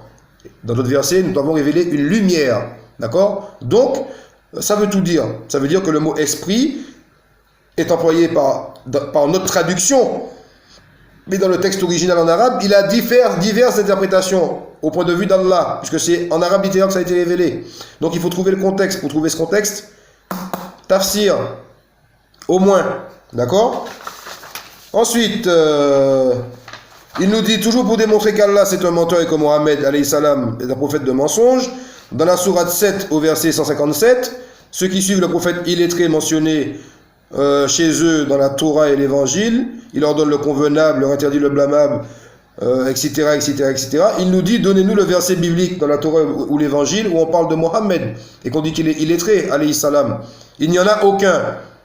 Et ensuite il nous dit, pour ceux qui pensent à Cantique des Cantiques, il nous parle du frère Karim El-Hanifi qui a fait une vidéo pour dire que non, c'était pas ça. Et effectivement, je rejoins le frère là-dessus, puisque même moi, on avait entendu Monsieur Zakir Naïk et Monsieur Hamed Didat le dire, et après les recherches, chacun sa science, le frère Karim El-Hanifi a fait des recherches et a fait une vidéo là-dessus pour démontrer par A plus B que ce n'est pas ça. Moi, je suis allé, j'ai vérifié ces dires, et effectivement, c'est bien vrai. Donc, j'ai fait une vidéo là-dessus d'ailleurs pour rectifier ça, que le mot Mohammed alayhi salam n'était pas marqué dans Cantique des Cantiques. Et j'ai bien expliqué dans ma vidéo que quand bien même il aurait été marqué à cet emplacement, la traduction ne disait pas, n'annonçait pas la prophétie de la venue du prophète alayhi salam. Donc, je n'avais jamais utilisé ça comme base ou comme pilier pour dire, voilà, peut-être qu'on parle du prophète ici. Contrairement à Jean 14, 16 et tous les versets du Consolateur, où moi, personnellement, je l'utilise comme, pas pilier, mais en tout cas c'est la seule piste qu'ils ont laissé dans la Bible, comme quoi il y aurait quelqu'un d'autre à venir, un autre consolateur. Vous dites que c'est un Esprit Saint, un autre Esprit Saint. Or, il n'y a pas deux Esprits Saints, il n'y en a qu'un. Il n'y a qu'un seul Esprit Saint. C'est celui qui émane d'Allah. D'accord? Chez nous, c'est Jibril, alayhi salam. Donc, lui, il nous dit, c'est marqué nulle part dans la Bible. Donc, je l'admets, monsieur, le prophète illettré mentionné chez eux dans la Torah et l'Évangile n'est pas marqué dans la Bible. Je suis d'accord avec vous. Ça, c'est bien vrai. D'où l'intérêt qu'Allah nous dit dans le Coran, faites attention, parce qu'ils ont falsifié sciemment la parole. Où est-ce que je vais en venir? On va aller dans la sourate 6 au verset 91. D'accord? Sourate 6, verset 91. Dans le verset 91, Allah exalté soit-il nous dit, ils n'apprécient pas Dieu à sa juste valeur quand ils disent, Dieu n'a rien fait descendre sur un humain. Dit, qui a fait descendre le livre que Moïse a apporté comme lumière et guide pour les gens? Vous le mettez en feuillet pour en montrer une partie, tout en cachant beaucoup. Vous avez été instruits de ce que vous ne saviez pas, ni vous, ni vos ancêtres. Dit, c'est Dieu. Et puis laisse-les s'amuser dans leur égarement. Donc Dieu nous informe dans la sourate 6 au verset 91 que les gens qui ont reçu le livre, ils l'ont mis en feuillet. Et ils ont caché beaucoup de la vérité. Et aujourd'hui, on sait tous très bien que la Bible, ça a été mis en feuillet. Vous avez des feuillets, vous n'avez plus les rouleaux d'avant, vous n'avez pas les textes originaux de la Bible. Donc heureusement qu'Allah a révélé le Coran pour nous dire toutes ces précisions. Et je rappelle encore une chose, les musulmans qui reçoivent le Coran, ils s'en fichent je ne vais pas dire qu'ils s'en fichent, parce que je ne suis pas dans la tête des gens, mais techniquement parlant, ils s'en fichent de la Bible et de la Torah. Ils croient, point. S'ils l'ont pas, ils l'étudient pas, c'est pas grave. Eux, ils ont le Coran, ils étudient. La science, elle est assez vaste déjà là-bas. Celui qui va fouiner un peu, comme moi qui étais chrétien, qui suis devenu musulman, c'est bizarre. Allah, il dit que le prophète illettré est mentionné dans la Torah. Donc on va fouiller, on va feuilleter la Bible, on ne trouve pas, nulle part. Et il nous dit dans d'autres versets, ils l'ont mis en feuillet. Ils n'apprécient pas Dieu à sa juste valeur. Qui a fait descendre le livre envoyé à Moïse? Ben, c'est Allah qui a écrit la Torah de lui-même. Et ensuite, vous le mettez en feuillet pour n'en montrer qu'une partie, tandis que vous en cachez beaucoup. C'est-à-dire une grande partie de la vérité. Donc Allah nous dit, ils ont pris le livre, ils l'ont mis en feuillet. Ils ont caché une grande partie de la vérité. Donc, déduction logique, il serait normal qu'on ne trouve pas le prophète Mohammed mentionné dans la Bible, puisque, pardon, ceux qui avaient la garde du livre, Ils ne sont pas débiles au point de laisser mentionner le prophète alayhi salam dans la Torah et l'Évangile et de le refuser aujourd'hui. Ils auraient été obligés de l'accepter.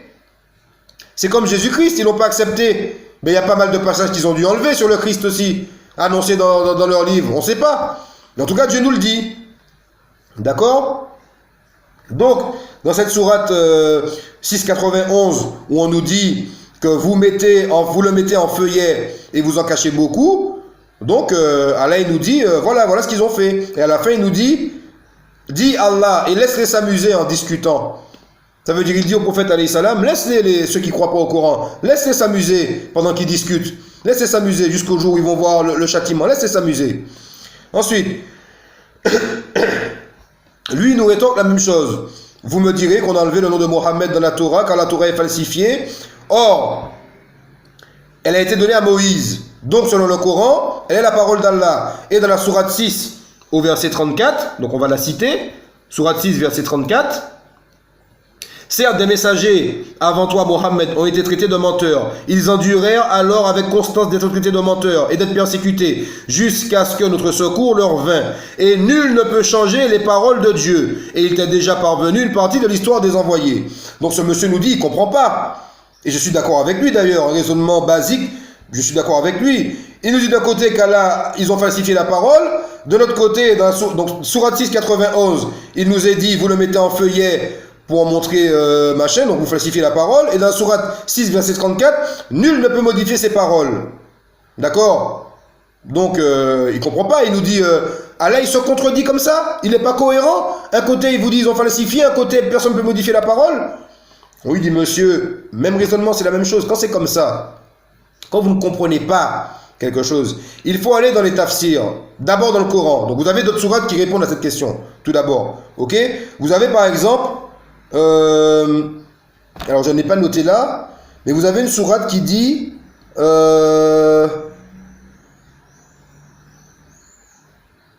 va prendre la même sourate, c'est beaucoup plus simple. On va prendre la sourate 691, d'accord? Vous avez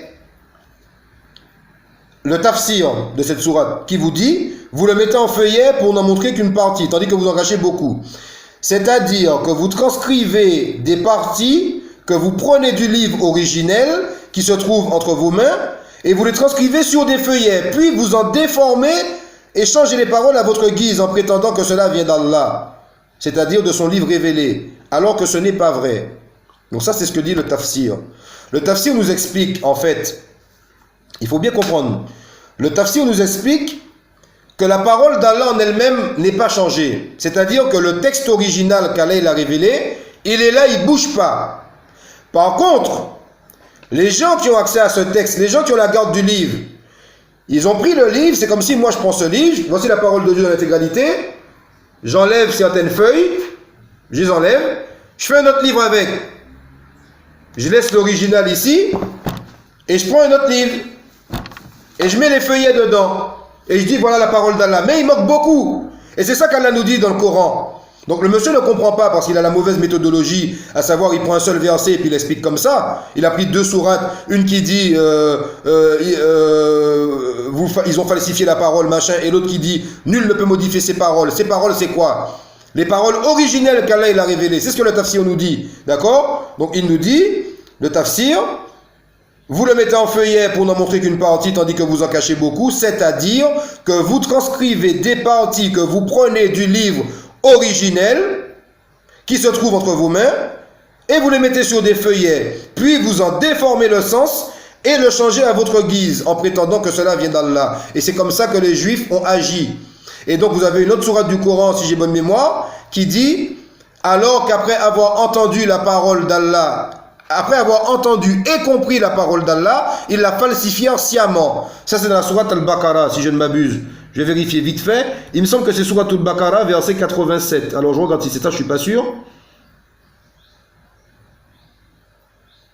Non, c'est pas 87, mon Dieu. Je ne me rappelle pas du verset, mais c'est dans la sourate Al-Baqarah. Bon, c'est pas grave, c'est pas grave. Mais en tout cas, voilà. Vous avez une sourate comme ça qui vous dit après avoir entendu la parole d'Allah, il la falsifie sciemment. D'accord? Il la falsifié sciemment. Sciemment, ça serait bien que je la trouve, c'est dommage.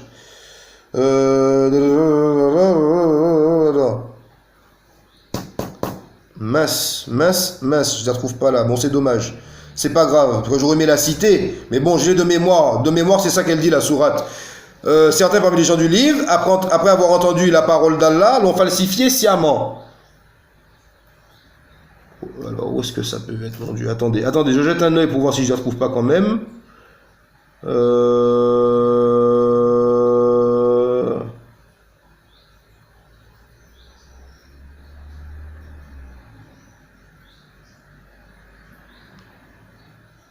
Bon, je la trouve pas. Ça va prendre trop de temps de la chercher. J'ai pas envie de la chercher. J'ai pas envie parce que la vidéo est déjà trop longue. Donc c'est pas grave. Bon, en gros, Allah il dit que ceux qui ont entendu la parole d'Allah et l'ont comprise, la falsifièrent sciemment. Sciemment, ça veut dire quoi? Ça veut dire qu'après avoir eu connaissance de la compréhension de ce qu'Allah a voulu dire, ils ont changé le sens de ça et ils ont enseigné aux autres. Et c'est ce qu'on a dans cette sourate 691. Mais je voulais citer une autre sourate, donc celle que j'ai dit de vive voix, mais je voulais la citer aussi pour vous montrer que d'autres sourates corroborent avec ça. Avec quoi? Avec le fait, c'est-à-dire que vous transcrivez des parties, d'accord? Quand Allah dit vous le mettez en feuillet, vous prenez une partie du livre originel qui se trouve entre vos mains et vous le transcrivez sur des feuillets. Puis vous en déformez le sens à votre guise en prétendant que cela vient d'Allah. D'accord? C'est-à-dire de son livre révélé, alors que ce n'est pas vrai. C'est ça que ça veut dire. Donc, monsieur, Dieu ne nous dit pas il ne nous dit pas que les Juifs sont venus et puis qu'ils ont changé la parole d'Allah. C'est pour ça qu'Allah dit nul ne peut changer sa parole. D'accord? Et quand vous allez dans le tafsir, ils nous disent la Torah révélée par Allah dans son original est infalsifiable, dans le sens où le fait de le mettre en feuillet en cachant une partie de la vérité ne changera pas les règles prédéterminées par Allah pour obtenir le bonheur ici-bas comme dans l'au-delà. Voilà. La preuve, c'est qu'on n'a pas les textes originaux. Donc, le tafsir nous explique que la Torah, on ne peut pas la falsifier. L'évangile, on ne peut pas le falsifier, c'est la parole d'Allah. Mais ceux qui ont la garde du livre, ils peuvent laisser leur bouquin original là. Ils prennent la Torah, ils la mettent de côté. Ils font un autre livre. Et ils ne mettent pas tout dedans. Et ils vous disent, voilà, ce livre vient de Dieu. Dans d'autres sourates, on a malheur à celui qui compose un livre de sa main et dit que ce livre vient de Dieu. Malheur à eux pour le bénéfice qu'ils ont fait par rapport à ce livre, etc., etc. J'ai pas la sourate en tête. Mais il y a plein de sourates qui répondent à ces questions-là. Donc Allah nous dit que sa parole, elle a été falsifiée dans le sens où l'original demeure, mais on a pris l'original, on l'a mis en feuillet. On a fait un livre avec, comme la Bible, qui est un ensemble de livres, et on a caché beaucoup de la vérité. C'est pour ça qu'on ne trouve pas le nom du prophète Mohammed alayhi salam dedans. Ça ne veut pas dire qu'elle a été falsifiée manuscritement. L'original n'a pas été falsifié. En tout cas, c'est ce que disent les tafsirs. D'accord? Ensuite,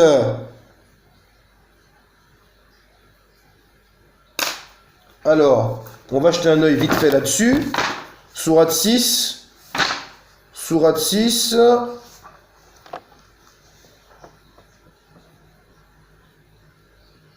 Alors,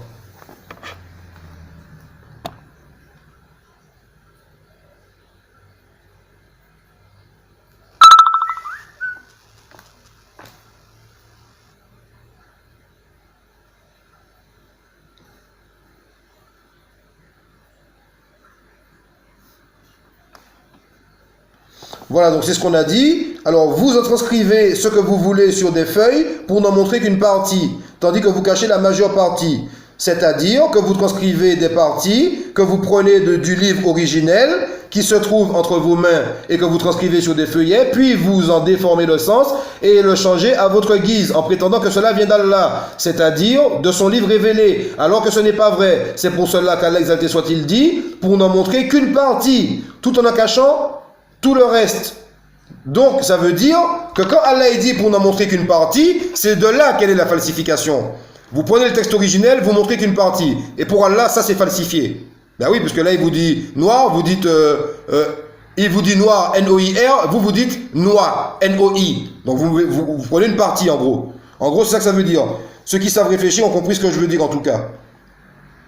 Donc, ensuite, ce monsieur, donc, il nous a, bien sûr, il va nous faire une déduction illogique à nous dire, ben, si le Coran, si la Torah, c'est la parole d'Allah, et l'évangile, c'est la parole d'Allah, et Allah nous dit, l'évangile et la Torah ont été falsifiés, donc, Allah, il a révélé le Coran aussi, et le Coran, dans le Coran, il nous dit, nul ne peut changer les paroles d'Allah, mais ça veut dire que ça se contredit. Non, ça ne se contredit pas, monsieur. Votre compréhension est limitée, ce qui est tout à fait normal, parce que vous n'avez que des versets coraniques et que vous n'êtes pas ancré dans la science. Et c'est ce que je vous ai dit au début de ma vidéo. Il ne faut pas venir jouer. Je ne me prends pas pour ce que je vais dire. Hein. Je ne suis pas un grand. Mais c'est l'expression. Il ne faut pas venir jouer dans la cour des grands. Vous n'arrivez pas à expliquer le Père est plus grand que moi. Et vous voulez comprendre des versets coraniques sans passer par l'exégèse, sans passer par les savants. C'est quand même très grave. On a un savant qui s'appelle l'imam Malik. D'accord? Que Dieu lui fasse miséricorde. L'imam Malik, on lui a posé une question une fois. Avant de donner son avis, il a demandé l'autorisation à 70 savants. 70 savants, des gars comme ça, 70. Et c'est un imam, il est connu l'imam Malik. Il y a l'école malikite. Il est très connu. Alors imaginez, moi je ne suis pas un savant. Vous, encore moins, puisque vous n'êtes pas musulman. L'imam Malik, c'est un musulman. Il a demandé l'autorisation à 70 savants pour pouvoir donner son point de vue. D'accord? On lui a demandé son point de vue. Et comme ils sont humbles entre eux, les savants, ils se sont renvoyés la balle à 70 savants comme ça. Et ensuite, il a donné son point de vue. C'est pour vous montrer l'humilité qu'il y a dans l'islam et la science, comment elle est vaste. Donc, c'est un exemple que je vous donne. Donc là, forcément, ben, vous allez dériver sur ce que vous nous posez comme question. Ah ben ouais, mais si la Torah, c'est le livre d'Allah, et l'évangile, c'est la parole d'Allah, et qu'Allah, il dit qu'il a révélé l'évangile et la Torah dans le Coran, et qu'Allah, il dit qu'on a falsifié la Torah dans un verset, et dans d'autres versets, il nous dit, nul ne peut changer ses paroles. Allah, il se trompe. Allah, il n'est pas cohérent. Or, le Dieu qu'il connaît, lui, monsieur Paul Néon-Jimba, est cohérent. Donc, il nous dit, si c'est Allah qui a révélé l'évangile, la Torah et le Coran, je préfère être athée. Ben, c'est pas une question d'athée. Vous auriez dû dire, je préfère être plus intelligent, être plus doué d'intelligence. Je ne vous traite pas de sot, bien au contraire. Mais Allah, il dit, en parlant des gens comme vous, seuls les doués d'intelligence réfléchissent. Donc, si vous réfléchissiez et que vous cherchiez vraiment la vérité, ben, vous auriez fait comme moi. Hein, puisque, regardez, c'est pas de la mauvaise foi. Ils sont là, les livres, là. Ils sont là. Ils sont là. Il y a le Coran, mais ils sont là, les livres. Ils sont là. Voilà, vous avez moi, j'ai pas une bibliothèque, mais ils sont là, les livres. Là, j'en ai 3 sur 4. D'accord? Ils sont là, les livres. Donc, il faut aller étudier, monsieur, au lieu de dire n'importe quoi. Et c'est ce que je vous dis depuis le début. Donc, votre raisonnement tient la route à partir du moment où vous êtes égaré. Forcément. Vous avez un trou dans la coque de votre bateau, mais il va couler, il va couler, il va couler, il va couler, jusqu'à ce qu'on ne voit plus rien. Et là, vous vous noyez, vous vous tirez une balle dans le pied. C'est pour ça que je vous dis, il ne faut pas jouer dans la cour des grands. Parce qu'en islam, c'est pas comme dans l'évangile. C'est très, très précis. Très, très précis. C'est pas comme dans l'évangile. Il faut faire attention avec tout ça. Donc ensuite, on va terminer donc avec ce qu'il a dit. Hein. Dieu ne peut pas être incohérent. S'il dit que personne ne peut falsifier la parole, il ne peut pas nous dire que les Juifs l'ont falsifié sciemment. Mais c'est ce que je vous dis, il a employé le mot sciemment, en connaissance de cause. Ah, subhanallah, j'ai trouvé la sourate que je voulais citer. Sourate, c'est bien ça, sourate al-Baqarah, c'était pas le verset 85, c'était 10 versets avant, verset 75. Voilà. Il est dit, eh bien, espérez-vous, en parlant des musulmans, que de pareils gens, en parlant des Juifs, vous partageront la foi, alors qu'un groupe d'entre eux, après avoir entendu et compris la parole de Dieu, la falsifièrent sciemment. En français, on a le mot sciemment, c'est-à-dire en connaissance de cause. D'accord? Et là, on va aller, bien évidemment, dans le tafsir pour étayer ce qu'on dit, puisque moi, je ne suis pas un savant. D'accord? Je suis loin d'être un savant, donc je me réfère auprès des savants. Le tafsir qui nous dit, espérez-vous qu'ils partagent votre foi après qu'un groupe d'entre eux entendait la parole d'Allah et la déformait sciemment après l'avoir parfaitement comprise. Le Très-Haut, exalté soit-il, dit, espérez-vous, ça veut dire aux croyants, en parlant des musulmans, qu'ils partagent votre foi, c'est-à-dire qu'ils se soumettent à la foi que vous professez, ce groupe égaré de juifs dont les ancêtres ont vu les signes évidents venant d'Allah, puis leurs cœurs se sont durcis, alors qu'un groupe d'entre eux entendait la parole d'Allah et la déformait sciemment après l'avoir parfaitement comprise, c'est-à-dire qu'ils sont fautifs et coupables dans leurs agissements. Ce verset est semblable à cet autre où Allah, exalté soit-il, dit, c'est parce qu'ils ont violé leur engagement que nous avons maudit que nous les avons maudits et que nous avons endurci leur cœur. Ils portent atteinte aux Écritures en déformant le sens et l'origine. Donc vous voyez, le tafsir vous répond avec un autre verset du Coran. C'est ce qu'on a étudié au début. On a un verset qui est un petit peu ambigu, qu'on ne comprend pas. Espérez-vous qu'ils partagent votre foi alors qu'un groupe d'entre eux entendait la parole d'Allah et la déformait sciemment après l'avoir parfaitement comprise. Ça c'est sourate 2, verset 75. Et l'exégèse nous répond avec une autre sourate. Voilà, c'est parce qu'ils ont violé leur engagement, en parlant des Juifs, que nous les avons maudits, et parce que nous avons endurci leur cœur. Ils portent atteinte aux Écritures, en déformant le sens et l'origine. D'accord? Qu'est-ce qu'il est rapporté ensuite? Espérez-vous, alors Mohamed ibn Ishaq rapporte selon Saïd ibn Jubair, selon Ibn Abbas qui dit, Allah a dit à son prophète et à ceux qui étaient avec lui parmi les croyants pour les consoler, espérez-vous qu'ils partagent votre foi alors qu'un groupe d'entre eux entendait sciemment la parole, entendait et avait compris la parole et la déformait sciemment après l'avoir parfaitement comprise. Il ne s'agit pas ici de la Torah, puisque tout le monde parmi eux a lu la Torah. Il s'agit plutôt de ceux qui avaient demandé à Moïse de voir leur Seigneur et qui furent saisis par la foudre. Mohamed ibn Ishaq ajoute, d'après ce que m'ont rapporté certains gens de science, les fils d'Israël ont dit à Moïse, ô Moïse, du moment que nous ne pouvons pas voir notre Seigneur, fais-nous entendre ces paroles lorsqu'il s'adresse à toi. Moïse transmit cette requête à Allah, exalté soit-il, qui lui dit, oui, demande-leur de se purifier, de purifier leurs vêtements, puis de jeûner. Après s'être exécutés, les fils d'Israël furent emmenés sur le mont Thor. Une fois enveloppés par les nuages, Moïse leur ordonna de se prosterner, ce qu'ils firent. Le Seigneur de Moïse s'adressa alors à lui et les fils d'Israël entendirent ces paroles, qu'il leur ordonnait des choses et leur interdisait d'autres, jusqu'à ce qu'ils en saisirent le sens. Il les ramena auprès des siens. Après leur retour, un groupe parmi les Juifs en déforma les paroles d'Allah. Lorsque Moïse disait aux fils d'Israël, Allah vous ordonnait ceci et cela, le groupe leur disait, non, Allah vous ordonnait ceci et cela, en leur disant le contraire de ce qu'Allah avait ordonné à Moïse. Ce sont ces gens-là dont Allah a raconté le récit à son messager. Ensuite, Essedi a dit, donc c'est un avis, que la Torah était altérée. Cette opinion d'Essedi a un sens plus global que celle d'Ibn Abbas et Ibn Ishaq, bien que Ibn Jarir ait choisi les deux dernières pour leur sens qui concorde avec le contexte apparent du texte. Entendre les paroles d'Allah ne veut pas dire nécessairement les entendre à la manière de Moïse. Ibn Imran, l'interlocuteur d'Allah, c'est ainsi qu'Allah a dit, si un idolâtre te demande de le protéger, etc., etc., etc., etc. Donc, ce passage nous explique que les Juifs ont entendu et compris la parole d'Allah et ensuite ils l'ont déformé le sens. Et c'est ce que veut dire le mot falsifié. Et là on était dans la sourate 2, verset 87. On a cité le tafsir de la sourate 6, 91. Voilà, on a cité la sourate 36, 34. Donc, et il y en a d'autres. Donc, à travers l'étude, comme je fais, la méthodologie qui est logique, l'étude des tafassirs, on comprend ce que Dieu a voulu nous dire. Donc, c'est ce monsieur à qui il manque de la science malheureusement et qui est dans un égarement évident, qui a du mal à comprendre, donc il dit des aberrations. Donc ensuite, qu'est-ce qu'il nous a dit? Le consolateur, il revient là-dessus, l'Esprit Saint ne peut pas être Mahomet, puisque dans le Coran, l'Esprit Saint c'est Gabriel, donc ça on l'a déjà démontré. Il a fait le lien entre la sourate 6, verset 8 et sourate 16, verset 102, et il dit que Gabriel ne s'est présenté nulle part, alors que oui, j'ai démontré qu'il s'est présenté dans la Sunna à travers les tafassirs, lors des premiers versets révélés, dans la sourate l'adhérence, d'accord? Ensuite, il dit qu'on dit où Jésus-Christ a dit qu'il est Dieu. Alors, il nous demande aussi où Gabriel a dit qu'il est Gabriel, où Mohamed a dit qu'il est le consolateur. Donc, il compare, c'est encore très grave, il compare Isa alayhi salam, Jibril alayhi salam, Mohamed alayhi salam. Il met les trois sur le même piédestal. Alors que Isa c'est un homme, Mohamed alayhi salam c'est un homme, et Jibril c'est un ange. Donc déjà il faut l'enlever l'ange. Jibril c'est un ange. On ne peut pas mettre les cocos et les abricots en même temps. D'accord? Donc, il nous dit, qu'on leur demande où est-ce que Jésus a dit qu'il est Dieu. Alors il nous demande où est-ce que Gabriel a dit qu'il est Gabriel. Donc Gabriel, c'est un ange qui exécute les ordres de Dieu. Donc Gabriel ne parlera pas dans le Coran. Il ne parlera pas de lui-même en tout cas. D'accord? Donc ça, on peut déjà barrer ça. Ensuite, il dit, où est-ce que Mohamed a dit qu'il est le consolateur?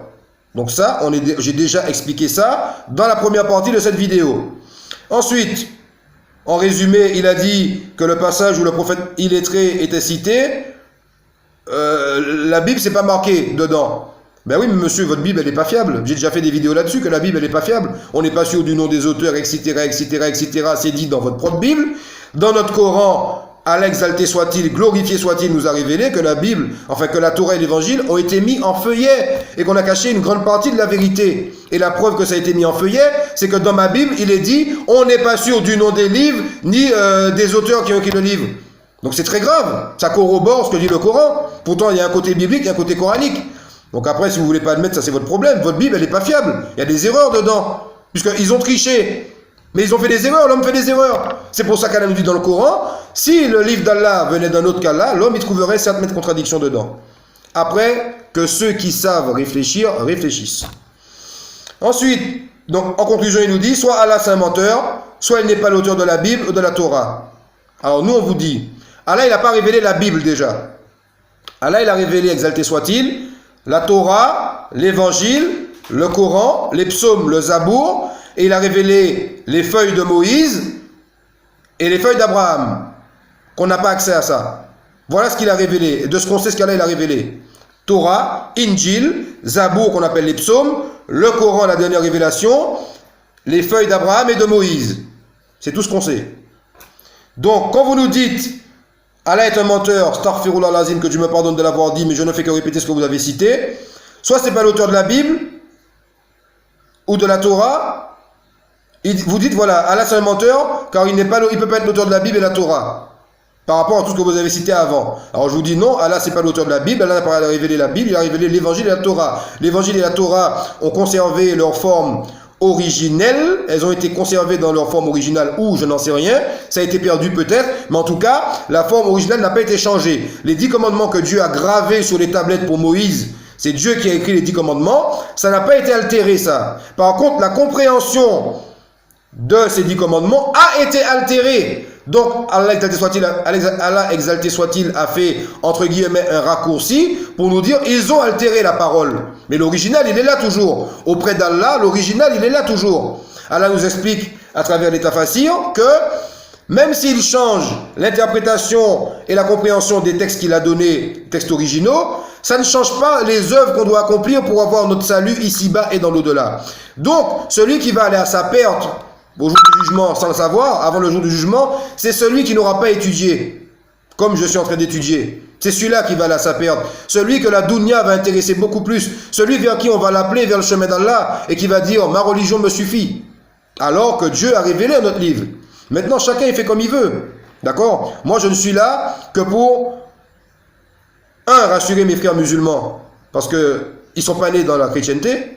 Ils ne sont pas nés dans le catholicisme, donc ils n'ont pas, la plupart d'entre eux, le très peu de connaissances infimes que j'ai, bibliquement parlant. J'ai bien dit très peu. D'accord? Je me répète souvent là-dessus. 2, pour que mes frères qui sont chrétiens, ils raisonnent, Inch'Allah, qu'Allah, il agrée et accepte leur raisonnement et leur tentative de rechercher la vérité et qu'il les guide vers la vérité. Et il y en a qui m'envoient des commentaires, il y en a qui m'envoient des mails, il y en a qui raisonnent un petit peu, et hamdoulillah, ça fera peut-être, Inch'Allah, un frère de plus au paradis. D'accord? Donc, en conclusion, il dit, encore une fois, qu'on ne peut pas accepter que le consolateur soit Mohammed, etc., etc., etc. Donc moi, maintenant, je vais faire une conclusion là-dessus. La vidéo, elle est clôturée. Elle est terminée, je vais faire une conclusion. En demandant à ce monsieur Paul Géo Njimba d'arrêter de dire des bêtises. Je ne vais pas dire des conneries pour ne pas être vulgaire, mais arrêtez de dire des bêtises. Puisque le titre de votre vidéo, c'est quoi? Preuve irréfutable des mensonges islamiques. Mohamed et Allah vous mentent. Vous êtes quoi comme personne? Vous êtes un Majid ou Kacha. Vous êtes un égareur en fait. Vous ne comprenez pas le Père est plus grand que moi dans votre Bible. Vous ne comprenez pas que le consolateur est appelé consolateur, assistant, défenseur, paraclet, esprit de vérité, esprit saint, que tous ces mots veulent dire la même chose. Vous ne comprenez pas dans votre propre Bible que dans Jean 14, 16, Isa alayhi salam vous dit que le Père va envoyer un autre consolateur, donc un autre assistant, donc un autre esprit de vérité, donc un autre esprit saint. Ça ne peut pas être le Saint-Esprit, il n'y en a qu'un. Quand même, soyez doués de raisonnement, de discernement. Vous nous dites c'est le B.A.B.A. de la réflexion. Le B.A.B.A. de la réflexion, vous ne l'avez pas, monsieur Paul Géo Njimba. d'autant plus que vous mentez sur Allah, exalté soit-il, qui est le créateur de l'univers, qui est votre créateur. Vous n'avez pas fait vos recherches et vous traitez Allah de menteur, exalté soit-il. Je demande encore aux frères musulmans de demander à Allah de vous pardonner. Moi, je demande à Allah qu'il vous pardonne parce que vous ne savez pas. Pardonne-leur parce qu'il ne sait pas ce qu'il fait. Hein? C'est ce qu'il a dit, Isa alayhi salam, me semble-t-il. Pardonne-leur parce qu'ils ne savent pas ce qu'ils font. D'accord? Et je vais conclure ainsi. Je vais vous demander, comme vous savez faire des vidéos pour faire des preuves irréfutables, soi-disant, sur les mensonges islamiques, j'ai démontré à travers les deux parties de ma vidéo que c'est vous qui mentez. Il n'y a aucun mensonge dans l'islam. À aucun moment le Coran se contredit. Aucun moment. Il y a une méthodologie qui est ça. Avec le kitab d'Allah, le Coran, avec les hadiths. Et tout ça, c'est une science. Donc si vous, toute la journée, vous avez autre chose à faire que d'étudier la science d'Allah et que vous venez comme ça dénigrer en mentant, je n'ai fait aucune vidéo, aucune, et Dieu m'en est témoin, où j'ai mis un titre comme vous l'avez mis. Preuve irréfutable des mensonges de la Bible. Jésus et le Père sont des menteurs. Moi, j'ai fait une vidéo comme ça. Et vous nous dites, ainsi que d'autres chrétiens, qu'on est là pour casser la Bible. Et vous nous sortez une vidéo comme ça, preuve irréfutable des mensonges islamiques. Mahomet et Allah vous mentent. À qui ils mentent? C'est vous qui vous mentez à vous-même, qui avez le voile devant les yeux. D'accord? C'est vous qui mettez l'accent sur des versets qui nécessitent une interprétation comme Allah nous dit. Alors que seul Allah et ceux qui sont ancrés dans la science, ils ont l'interprétation. Mais comme vous n'êtes pas ancré dans la science, vous ne l'avez pas. Et moi, je ne suis pas savant, j'arrive à trouver tant bien que mal. Imaginez un savant, comment il vous aurait cassé en mille. Donc, monsieur Paul Njimba, arrêtez de vous tirer des balles dans le pied. D'accord? Parce que c'est pathétique. C'est pathétique. Et je suis pas. Imaginez, vous aviez un savant là qui vous répondait. Vous avez demandé à Karim El Hanifi de répondre à votre vidéo. Ben moi, j'espère qu'il le fera. Mais bon, ça va être une boucherie. Ça va être une boucherie. Il est beaucoup plus calé que moi. Ça va être une boucherie, Karim El Hanifi. Et je pense pas qu'il va perdre son temps. Mais en tout cas, s'il le fait, je pense que vous aurez un petit peu. Ça va être dur pour passer la pommade après. Hein. Je pense. Il est beaucoup plus calé que moi, c'est un converti, mais il est beaucoup plus, ça fait 15 ans qu'il est dedans. Moi, ça fait 2 ans que j'étudie même pas, et je travaille, j'ai pas le temps. Alors imaginez, lui, il va vous casser en 50 000. Restez dans votre Bible et puis essayez de comprendre qu'est-ce que ça veut dire, le Père est plus grand que moi. Donc je vais conclure sur, allez, on va être gentil, on va conclure sur 4 questions. On va demander à ce cher monsieur Paul Géo Njimba de nous faire une vidéo de la même façon qu'il a dit. Il a fait des preuves irréfutables sur les mensonges de l'islam. S'il vous plaît, monsieur Paul Géo Njimba, faites-nous une vidéo concernant le consolateur. Mais pas une vidéo qui dit « Ouais, Shioyu, il a dit que ce serait Mahomet, machin. » Shioyu, c'est ce qu'il pense. Il pense que c'est Mahomet. Et vous n'allez pas me l'enlever de la tête. Parce que le livre a été mis en feuillet, Allah nous le dit, et on n'a pas tout. Donc, très certainement qu'Allah... Très certainement que c'est marqué le prophète illettré dans la Torah, mais on n'a plus l'original, c'est pas grave. Il y a des pistes qui sont restées. Moi je dis, voici une des pistes. Le consolateur, l'Esprit Saint, l'assistant, tout ce qui est dit, machin, machin. Maintenant je vais vous poser à vous la question, je vais vous renvoyer la balle. Faites une vidéo, courte comme vous le faites d'habitude, pour nous expliquer à nous, les musulmans, et à tous vos frères chrétiens. Parce que je vous pose des questions dans les commentaires, à tous les chrétiens. Personne ne répond. Et c'est normal, parce que vous n'aurez pas la réponse. Donc... 4 questions. La première, que vous a enseigné le consolateur depuis le départ de Jésus-Christ, que la paix soit sur lui? Jésus-Christ a dit qu'il a encore beaucoup de choses à nous dire qu'on ne peut pas les porter maintenant. Donc, qu'est-ce qu'il vous a enseigné de plus que la Bible en 2000 ans? Rappelez-vous bien les questions pour ne pas esquiver dans votre prochaine vidéo. Ensuite, de quelle façon est-ce qu'il a rappelé ce que Jésus-Christ a dit? Il a dit, celui-là vous rappellera tout ce que je vous ai enseigné. D'accord? Deuxième question, comment est-ce que le consolateur a-t-il rendu témoignage du Christ? Vous dites que c'est l'Esprit Saint. Donc, toutes ces questions, je vous les renvoie avec l'Esprit Saint que vous avez accepté. Comment votre Esprit Saint vous a enseigné depuis le départ de Jésus-Christ? Qu'est-ce qu'il vous a enseigné de plus? De quelle façon est-ce que l'Esprit Saint vous a rappelé tout ce que Jésus-Christ a dit? Comment est-ce que l'Esprit Saint vous a rendu témoignage du Christ? Parce que le consolateur pour vous, c'est uniquement l'Esprit Saint. Or, la Bible donne 6 termes différents. Comment est-ce que le consolateur, l'Esprit Saint, a convaincu le monde au sujet de la justice, du péché et du jugement? Et ensuite, comment avez-vous vous-même rendu témoignage du consolateur, de l'Esprit Saint? Éclairez-nous là-dessus. Et qui est cet autre Esprit Saint? Puisque c'est un Esprit Saint. Qui est cet autre Esprit Saint? Donc, ma vidéo, je la clôture. Et je finis comme ça. Et tous ceux qui ont regardé les deux parties de ma vidéo, j'espère que j'ai été suffisamment clair pour bien démontrer que ce monsieur, je ne vais pas le traiter de menteur, parce que je ne suis pas là pour faire de la médisance. Mais je vais dire, ce monsieur a menti par un manque de science. Et je l'ai démontré d'une façon logique, d'une façon claire, que Dieu ne se contredit pas dans le Coran. Nous avons l'état fassir, et tous ceux qui étudient l'état fassir savent et comprennent ce que Dieu a voulu dire. Dieu nous le dit dans le Coran. J'ai lu le prologue de ma première partie dans ma première partie de ma vidéo concernant le tafsir d'Ibn Kathir, les avant-propos, avant l'exégèse, où il nous est dit que le Coran se répond à lui-même par le Coran, et que si on n'a pas la réponse, il faut aller dans la Sunna, qui a été enseignée par l'ange Gabriel aussi. Donc tout ça, c'est l'islam. Je l'ai expliqué. Donc sur ce, j'espère que cette vidéo vous a aiguillé, en tout cas surtout pour M. Paul Géo Njimba, puisqu'il n'a pas encore trouvé le chemin de la vérité.